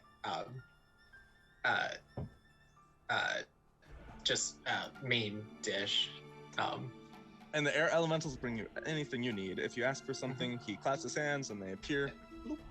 Canari will like make a big show of like throwing like onions and like peppers and all these other things, and just like slicing them in the air and like catching them on the tip of the knife and then flipping it into the pot, and just like that scene in Ratatouille. Like when you go to the hibachi grill and they throw shrimp at you. I start doing that with and they're Pebble. like, you're gonna catch it. You're like, please don't throw it at me. All right, so give me a chef's tools check. Okay. And add your Advantage. dexterity. Dexterity. Okay. Dexterity, proficiency, d20. Still with musical accompaniment. Yes, and it's an advantage. Whenever you accompany a musical show, I don't know. Ooh. Proficiency plus dexterity, you said? Yep. Okay. Then in that case, that is a 22. he just stands up and applauds, and he says, "Not only did you paint the visual scene, you also painted the olfactory scene, and I am impressed. Thank you." And you can, if you don't mind, could you share that at dinner after this? Oh, sure. An air elemental appears and will like beckon for the pot. Yeah, and I hand it over. And then he flies away. And he doesn't, because he doesn't have hands. If only. And then Canari steps back, and there's 2 of yous left. Do you have an idea for your rest, Vrexil? I got something. Want me to go? I mean, I figured I might as well go last since I'm just assisting everyone. That makes sense. Save the best for the best. Vrexil's going to pull out the Bloodstone gem that contains the major image spell and just like shroud the whole stage in like a fog. And then it's going to combine a couple of different spells here to basically create like a little pyrotechnics show. So the first thing he's going to do is cast Fairy Fire on himself so that he glows with like green and purple light. And then is going to cast Mirror Image on himself so that there are 5 of him on the stage. And they all start shooting off magic missiles and lightning launchers. But the magic missile starts to like, or the magic missiles like explode in the air, and the major image starts to show like, you know, little bits of like sparks and things that start to go towards the ground. And yeah, just like using magic missile probably like 4 or 5 times to just like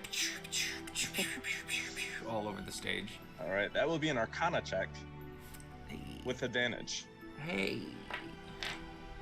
Turned into the Disney fireworks show. I love it.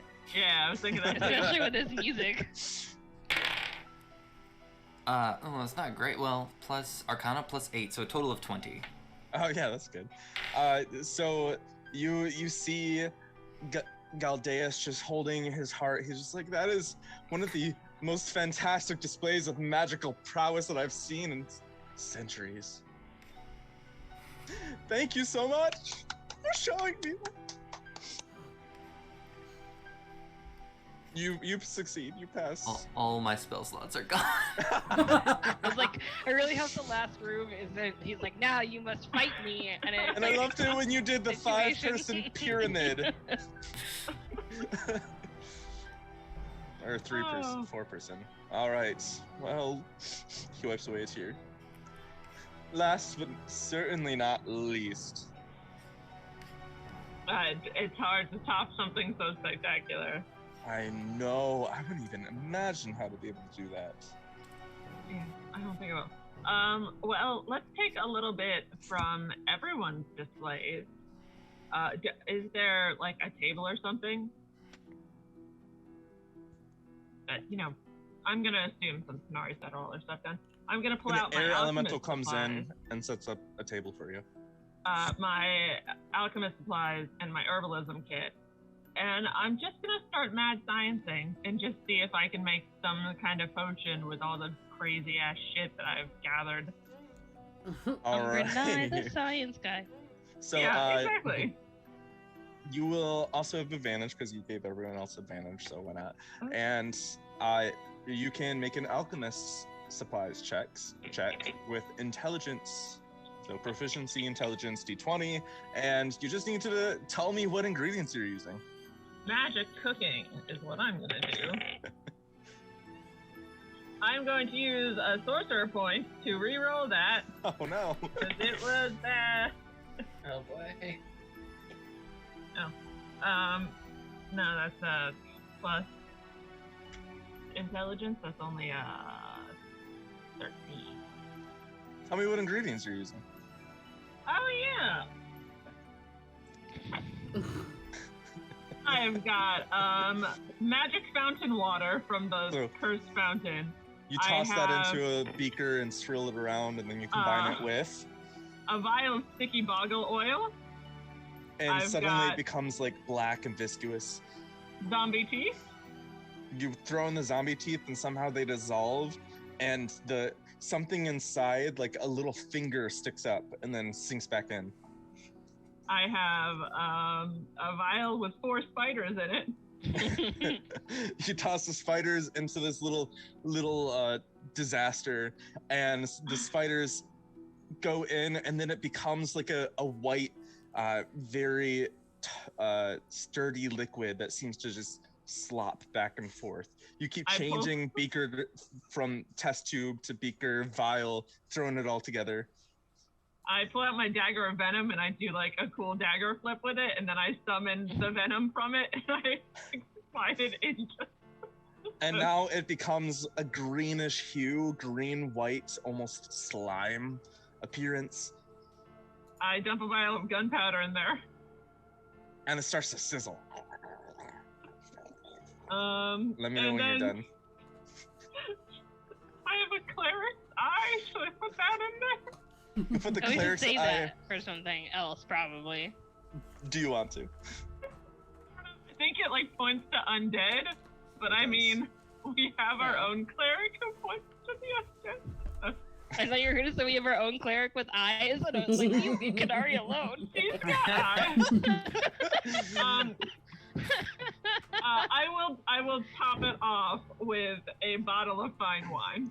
So do you use the cleric's eye? No, I think about it, but I don't fucking know why I have it. All right, so then you toss in a bottle of wine, and it starts to sizzle, and then it starts to foam over the top, and then Galdea says, "Oh, all of you, you should probably duck." And suddenly, from this test tube vial beaker, an explosion erupts, and web-like green strands start to cover the entire stage, and I need everyone to make a dexterity saving throw. Oh boy. Wait, could I have used my Hey. look, lady? I don't fucking know. It's funny. Natural one. Oh, because I got the 20. Wait. 4. Plus 4 is 8. 18. 22. All right, so 17, I'm sorry. everyone who failed, which is a DC 14 or lower, you will be taking some poison damage, if you can. Well, That will be 6 poison damage as these strands seem to like almost cut into your skin, and the venomous liquid seems to drip off of them. But you also become restrained as this webbing seems to wrap around you, almost like a spider's web. Everyone else who succeeded will take half, so you'll take 3 poison damage. And all of you need to make a Constitution saving throw. If you took damage, you need to make a Constitution saving throw. I took So, one Umbran, you are one damage. Umbran, you are restrained, but you didn't take any damage. And then Vrexil, you're restrained and took the 6 damage. And you said half was 3, right? Yes. 21 on the con save. 23. Okay, you're good. You're good. Dirty 20. You're good. 17. All right, so all of you feel like a little bit of like the effects of alcohol, and like this, and then it just clears up. You like get a little lightheaded and like feel like, oh, am I tipsy? And then it's gone. Braenna starts ripping out people of the webs. And you hear Galdeus clapping half-heartedly. Well, I suppose that there is beauty in the mistakes we make. I mean, that'd I be haven't really cool if we'd found- been fighting someone, right? what? Would have been cool if we were fighting someone. Yeah, I haven't found any decent actual potion making supplies anywhere in these terrible dungeons, which is tragic and Well- disappointing. Galdeus will snap his fingers, and all the webbing seems to just like shrivel and then disintegrate into ash. Wonderful! That was a test of levity. Because we all need to understand how to let loose, have fun, and enjoy the moment, despite what is going on around us. So I hope that all of you enjoyed this performance as much as I did. Yeah.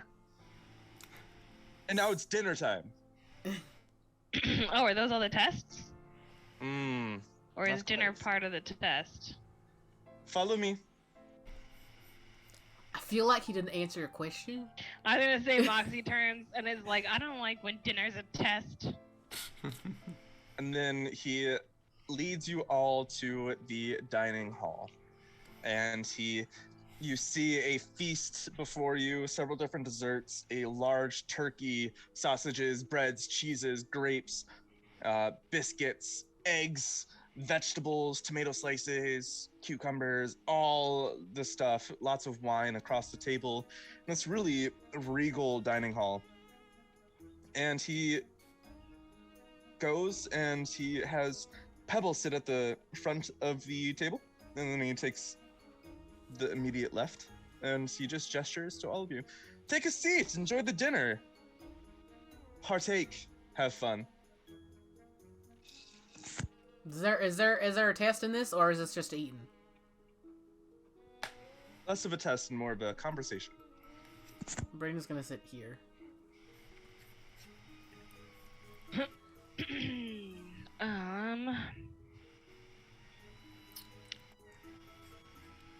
First, let's enjoy the meal, and then we'll get to the final riddle. Moxie wants to sit really close to the dragon.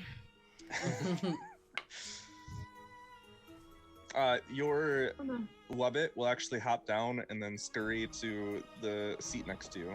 Oh my god.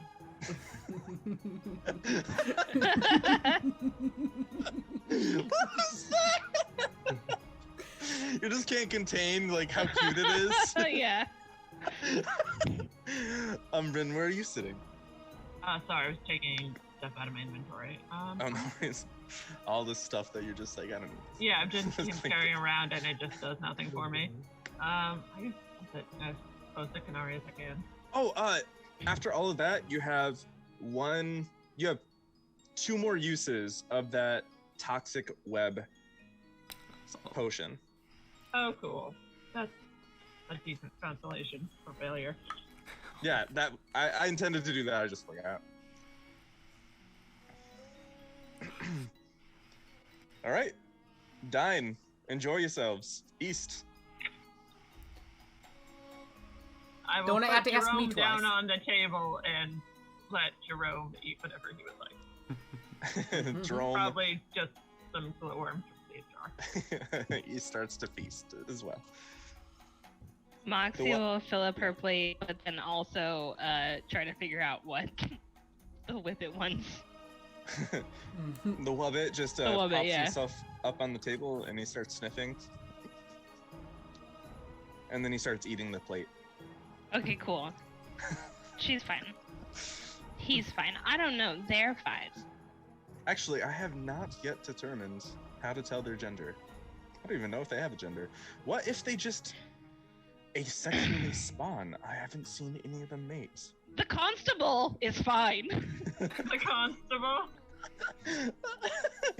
I think that they might produce spores from the flowers on their back and just. And then All right. Well, it's now the constable, and the constable. the constable is fine, and prefers that you use the constable at all times. No, Instead of- no pronouns. no pronouns, only constable. Do not refer to me. The constable. I cannot. I couldn't think of a name. Sorry. I mean, that's perfect. All right, so you all dig in, you all enjoy your time, and he then clears his throat after a little bit, takes a sip of his wine, sets it back down. Now, are you all ready for the final riddle? I thought you Yeah. said there's no riddles at dinner. Well, I said we should eat a little bit first and then get the riddle. It's always best to think on a full stomach. I just wanted to make sure that dinner wasn't part of the riddle. That's all. Oh, I don't care no, if it no, no. comes now, but No, there's no such thing as like, oh, pick your pick the meal that sustains you the best. No, none of that. None of that. But the riddle is, I'm afraid I have not been honest with you, for who you see before you is not the truth. My true identity has yet to be revealed, and so I invite you to this grandiose meal. Tell me who I truly am with confidence in your words, and the prize you're after will finally be yours. You may ask questions to me and work as a team to get the final answer that sees past what I seem. I still think he's Augustus. Are you an archfey? I am not an archfey, and I am not Augustus. Those are both good guesses, though. How old are you? I have sort of lost count, but I believe I'm 800 something, 839. He's the doctor. That seems right. Are you under a curse? No, not at all. Are you a dragon?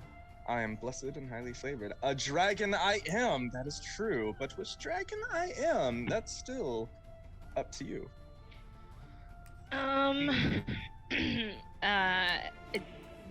Do we have any idea what kind of dragon or pseudo dragon The Pebble sapphire is? one, right? Yeah. With all I the just want to make sapphires sure and that the blue. picture is kind of like Well, Would we he have an is idea? named Blue Rock. Sapphire might be a good choice. yeah, because we don't think it's a blue dragon, right? No, the color dragons are typically evil. So Yeah, that's host what being the little eccentric he has most certainly been. Yeah. I'm picturing all this happening with like mind links and stuff. Mhm. But unless you want to discuss out loud, and then he'll be like, evil. I haven't tried that yet. Were you planning on it? No, sounds boring. Yeah. Why be evil when you could live a lavishly good life? Gemstone dragons are different than metallic dragon. the, I can't. Yeah, gem dragons are different, yeah. Yeah. Yeah. So what is metallic? There's silver, gold, Bronze, brass, Copper. Copper? copper. Yeah. Dark sapphire. Are you metal or gemstone? Will you tell us that? I am definitely not metal. Yeah, sapphire. I mean, Do you he's match? named Do you Lord match? Blue Rock. Do you match Pebbles? Oh, I certainly do. Look at Pebbles, look at him. And Pebbles is just like face first in a pie. Look at her. So you're a Pebbles dragon. No. You are a sapphire dragon. I don't remember am. I don't remember what he was. But what is the proper word to call a sapphire dragon of ancient power such as mine? Ancient sapphire dragon. No, but that naming scheme is for those haughty, exalted, whatever, metallic and chromatic dragons. We much prefer a much more humble name. Greater. Close. It does use the word great. Great worm? There it is. Yes, what you see before you is not a human man, but a sapphire great worm. Still named Galdeus. Blue Rock was something that I just threw in there because I thought it would be funny. Yeah. I liked it. Thank you. Hilarious. Wonderful. Yes, I am a sapphire great worm. So the dragon that you saw flying over the island on the map, that's him. Well, Wow. again, we would like to thank you for your hospitality. Yes, We and had a wonderful time. thank you so much for partaking in these riddles. I did need to test you a little bit because Augustus is a good friend of mine. But this last test is a test of percepience. So, wisdom, intellect, wit, perception, such as that. There were hints all over the place, and it helped. I'm clever. Anyway, you all must battle me to the death for you to win the final prize. Wait, what? I'm That's a pretty joke. sure that's. I joked Yeah, again. there it is. I So- would slaughter all of you in an instant. Yeah, I believe that. So just to recap, it was humility as our first one, right? Yes. Oh, interesting. Temperance, gentleness. I didn't catch the fourth, and persepience is the fifth. Levity was the fourth. Levity. Interesting. So, what did you all learn? We're a pretty good team. I would say so. I mean, the first test is always the hardest. We got it within 3, so. I You thought did. it was more tailored to us. Otherwise, I probably would have gotten it sooner. You did offer me a frog as Well, I your did not answer to the offer you the frog! The frog was the correct answer. first- Before the constable, I agreed that Jerome was our most prized member, and now I think that either answer would have worked, Jerome or the constable. Right, the constable or The Jerome. second answer would have been Thorin, so. Yes, Soren. Soren's The just two over there. members holding this team together are Jerome and Thorin, and now the constable. Yeah, the constable. Right, so Which, by the way, I get to take with me, right, Dragon? Yeah, I mean, if the constable is up for it. Are you ready for adventure, the constable? Do any of you speak Sylvan? Hold on, let me double check. I speak Once Elvish. again, I speak common and deep speech. The language of elder terror. Yeah, no, I don't have Sylvan. Constable just squeaks back at you.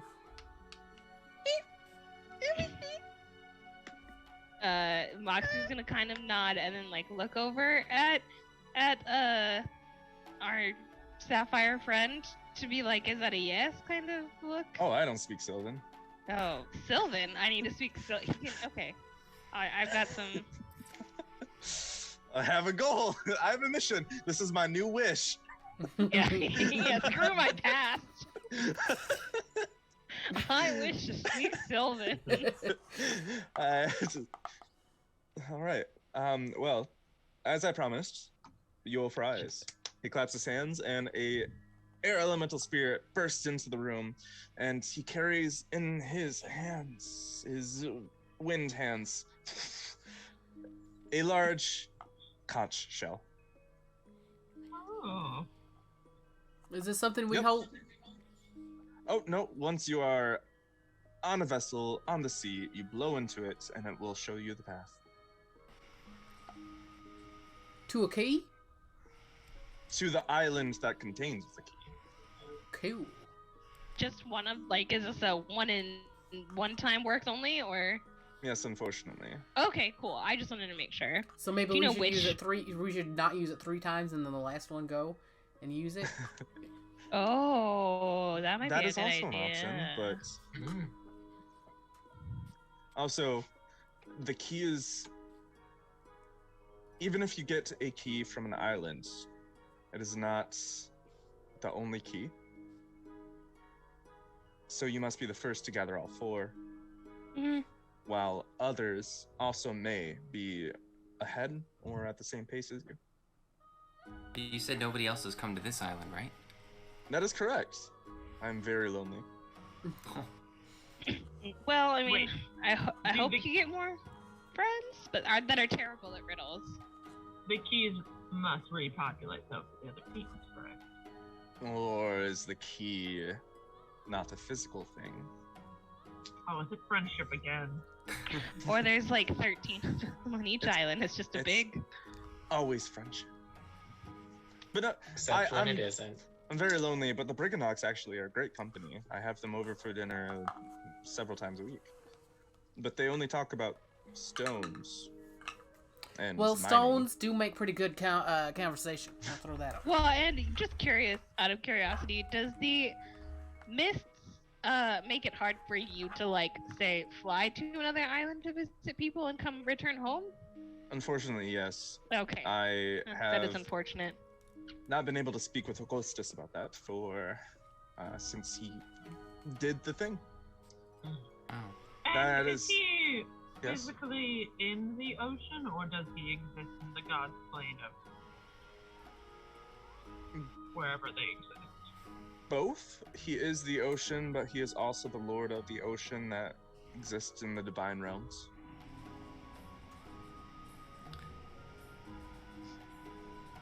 Cool.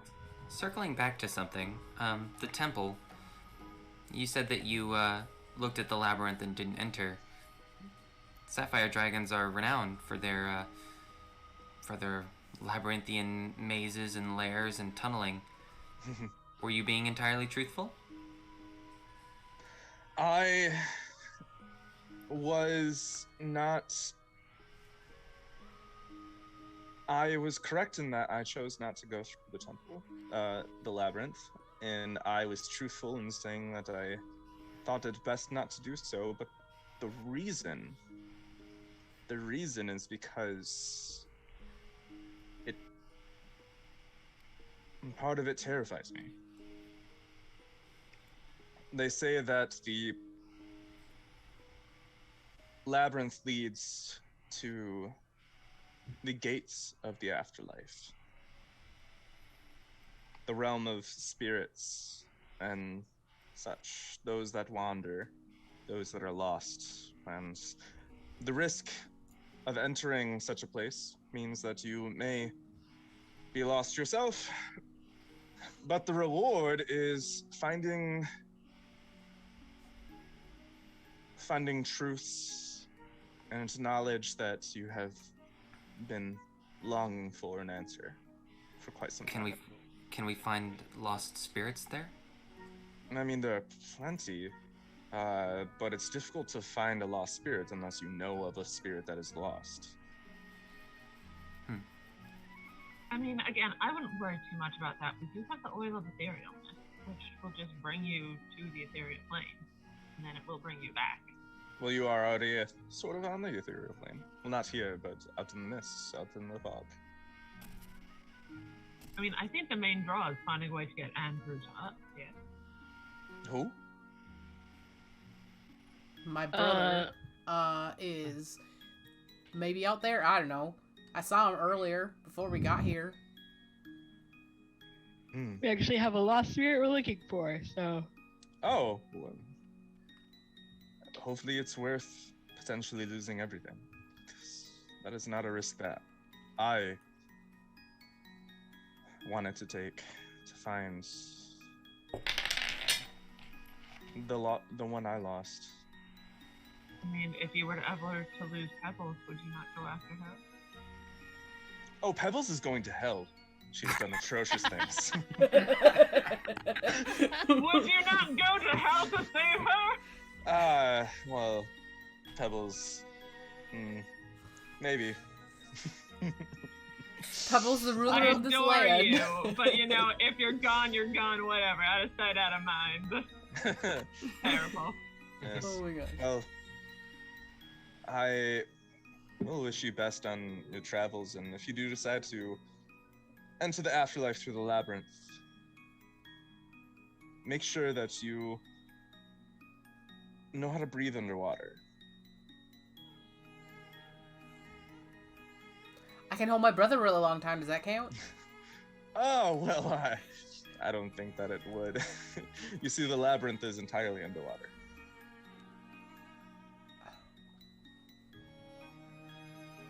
That seems not very helpful. That is problematic at best. I mean, if we can get back to the checkpoint, those breathing bubbles aren't expensive, are they? That's true. We just need to find how to get back to the checkpoint. And again, I am very wealthy. I don't know if you guys know this. I'm more than willing to share my vast wealth with you to You know, if breathe. you are attempting to go into the labyrinth to reach the gates to the afterlife, to the realm of lost spirits.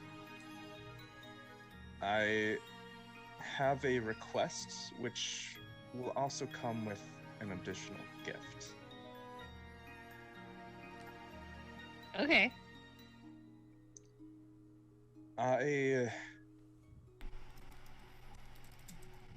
Approximately 122 years ago, fell in love with a mortal. You see that he's like choking up, his eyes are like watering a little bit. Yes, I called him Reggie.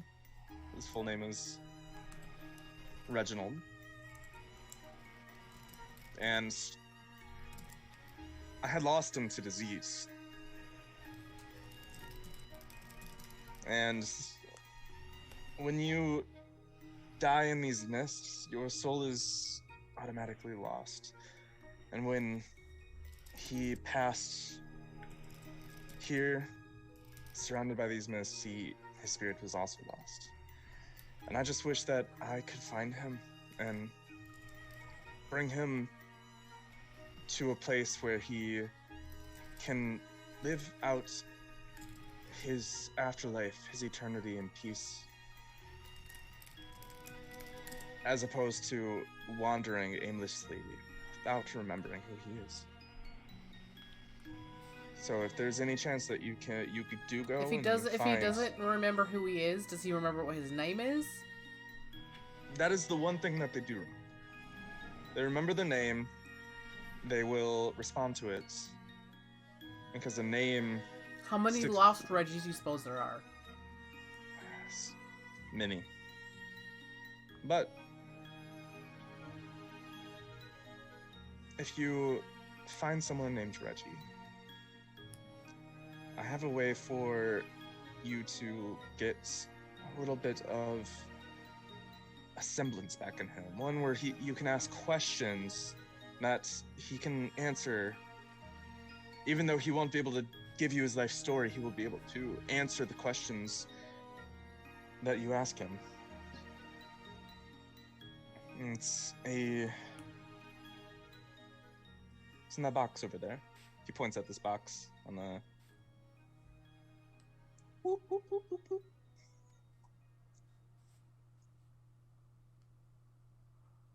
Inside that box is a candle. But not just any candle. It is a candle that, when lit, guides you through the realm of the lost spirits, and towards the spirit that you seek. How many uses is it good for? Is it a one-time thing, or? The candle burns indefinitely. You just have to make sure that it does not extinguish, or else you may be lost as well. And when a spirit is in presence of this candle, that is when they are able to answer questions. And also, the madness that seems to seep into these lost spirits gets quelled as well.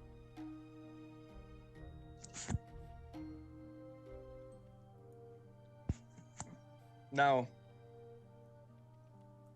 this is definitely a risk. It definitely is out of your way from your mission. But if you use the conch to save yourself some time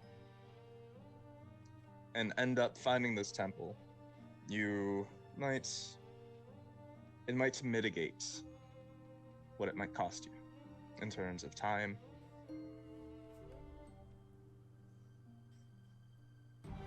So, that's all I have for you. The temple, was it built underwater? It wasn't. This entire sea used to be dry land. But that was before my time. So you never visited this temple when it was accessible? That is correct. it's always been accessible, just dangerous and deadly once you reach its end. Just a quick question with the conch. Is it a island of our choice or just any island? Any islands. It is random. It just Okay. takes you to the closest islands that you are near. I will get up and walk over to the box and take the candle. All right.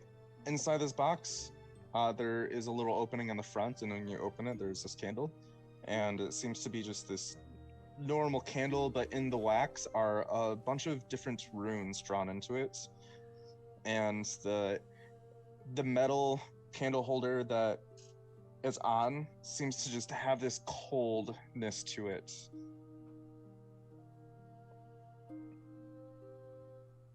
it have a name or? Oh, yes, you can just call it the Wanderer's Candle.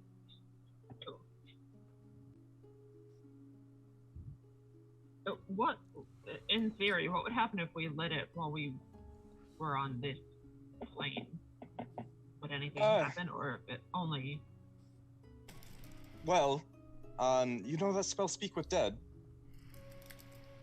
If you lit it in the presence of a corpse, a skull, something like that, it would actually cast that spell on that dead thing.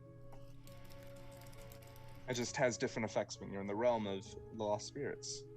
It's sort of similar. Forces the dead to speak. Interesting. Wonderful.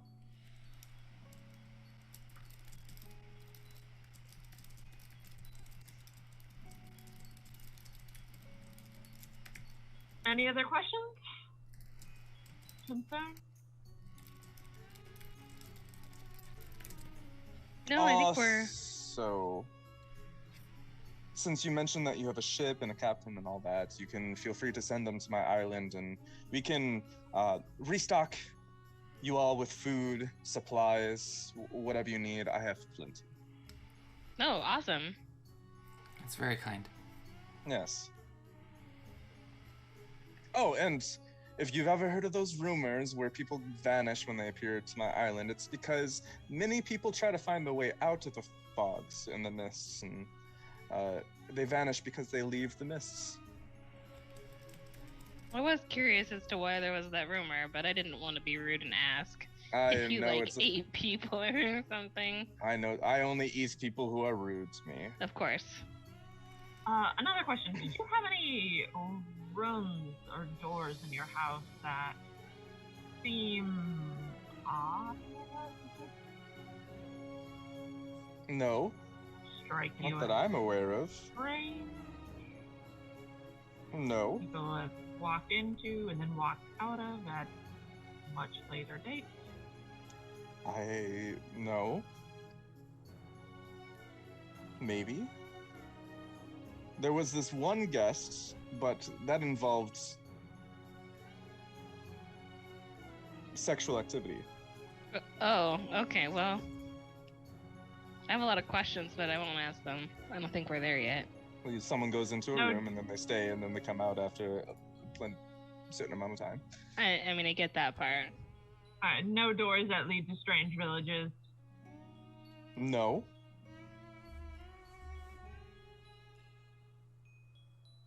That's my only other question.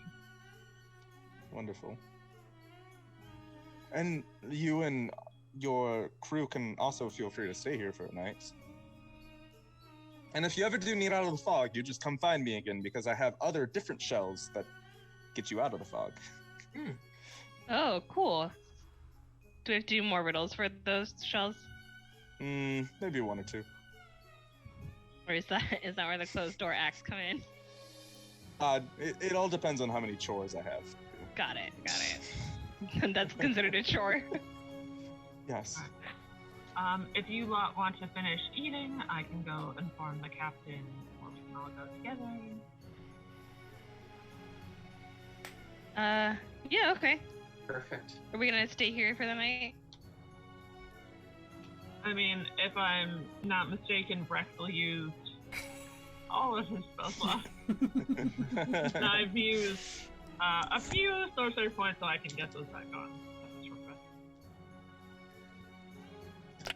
I think it's up to the captain too, depending on how quickly she wants to move out. Yeah, that's true.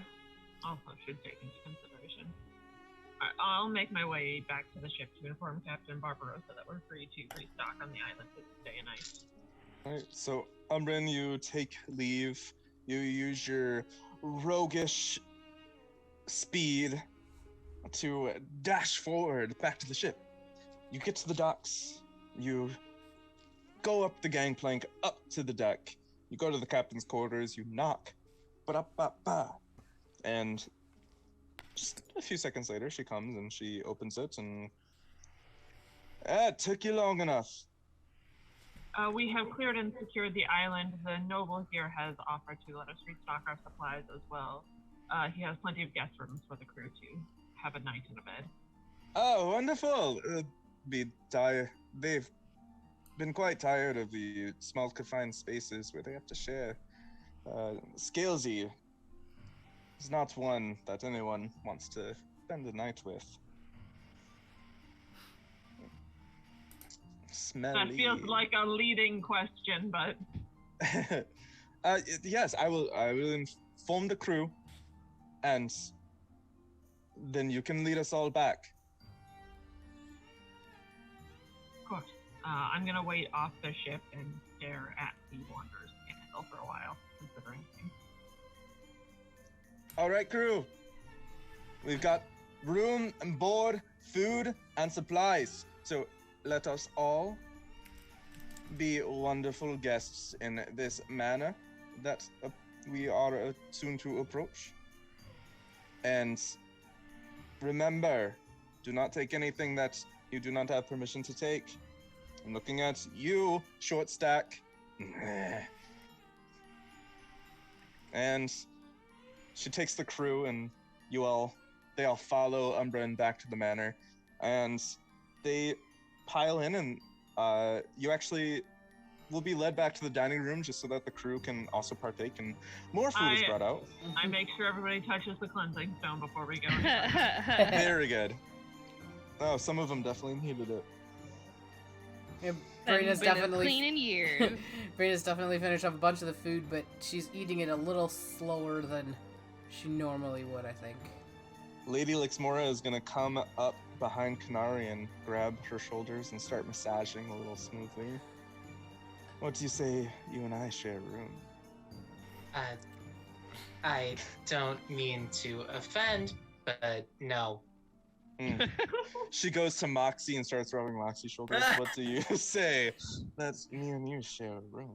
All right, first of all, I'm no one's second choice. Second of all, Canari and I are having a sleepover, so no. We have ghost stories to tell, and the constable gets irritated, so. That is very true. Short stack is going up to the constable. Food. I swear to God, if you eat him, if you eat the constable, there will be hell to pay. Scalesy will smack Short stack on the back of his head. Hey. Treat that little creature with kindness. Thank you. And Moxie winks at Scalesy. He looks at you and he's... Mine's is like, so, you want to share? Yeah, right. He doesn't know how to respond to the wink, and then he tries to wink, but he winks with both eyes. He has an eye patch on, so he winks.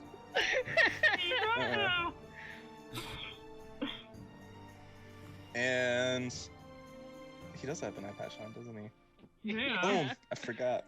So he sort of winks a little bit, but it seems to be forced and weird.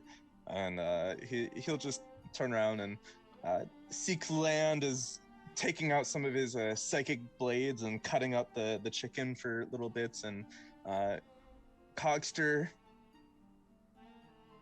is the bosun is just sort of standing on the side, just sort of inspecting the suits of armor. You just hear some sighs from him. And yeah, they all seem to have a very, very good time. And Barbarossa comes up and puts her hand on Vrexil's shoulder and looks at all of you, and she says, "Looks like you all have a very nice team. Glad that we brought you aboard." Yeah, they're a good bunch. And now we have the constable. As long as he doesn't shit on my ship where he shouldn't, we'll be fine. I don't even think we know if they have a extra. I don't know if he poops. Hey, do you poop, Constable? I don't speak Sylvan. Lady Barbarossa, do any of your crew members speak Sylvan, perhaps? Let's ask them. Let's flip through their DPI. Oh, we should go to the Elf Island. I am doing that currently. There speak Sylvan. Lady Lixamora, do you speak Sylvan? No. I'm sure she speaks some language, but it's not Sylvan. If worst comes to worst, we can ask Short Stack to cast Comprehend Languages. Oh my god, yes.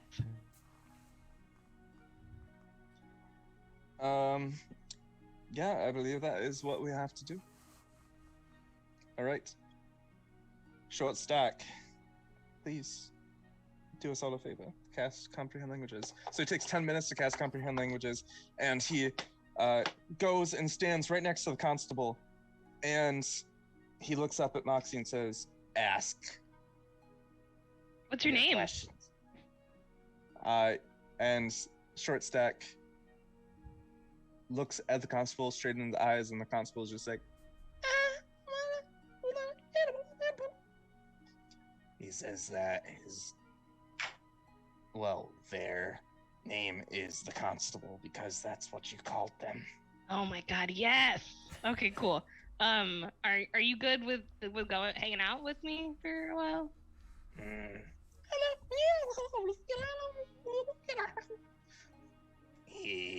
They say that as long as you bring them fertile soil to sleep in during the day, everything will be fine. Mox. And lots of stones to eat. Oh, okay. Moxie looks up at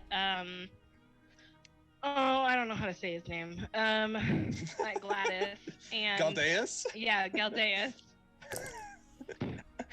and basically asks if they could go back to the greenhouse and she can get some pots or a pot, and take some soil and and maybe a couple rocks with them until we can get to the next area where I can find better rocks. Yes, of course. Mi casa blue rock, es tu casa blue rock. I heard that somewhere. What does it mean? I have no idea. It means take the rocks. Okay, cool. I'm gonna say that now. I mean, if you had Short Stack, he could tell you what it means. I was gonna ask. At first, I was gonna ask, is that Elvish? But then I realized that Braenna actually speaks Elvish, so it wouldn't have been Elvish. Yeah, so does Moxie. That's what Sylvan sounds like. Scalesy is gonna walk up to Galdeus and sniff him. Why do you smell like a dragon? Oh, well, Dragonborn. Yeah. Hello, I am a dragon. Nice to meet you. We I had don't to do like that. 5 whole riddles to get that answer. And he just knows it. Man, I wish I could smell dragons. Moose. And Navigator Sykes is looking around and starts to grab some eggs and some desserts, and you hear her just start to make some bell sounds, and because she's a Kenku, some bell sounds. Oh yeah. And a foghorn, and then a good stuff. And that's where we're gonna end it for tonight. Yay. On good stuff. Good. So glad for the constable. Well, anyway, I gave you a Party session. member. Gave you a session full of cuteness, friendship, and love. Aw. We truly are the one named Sailor Moon.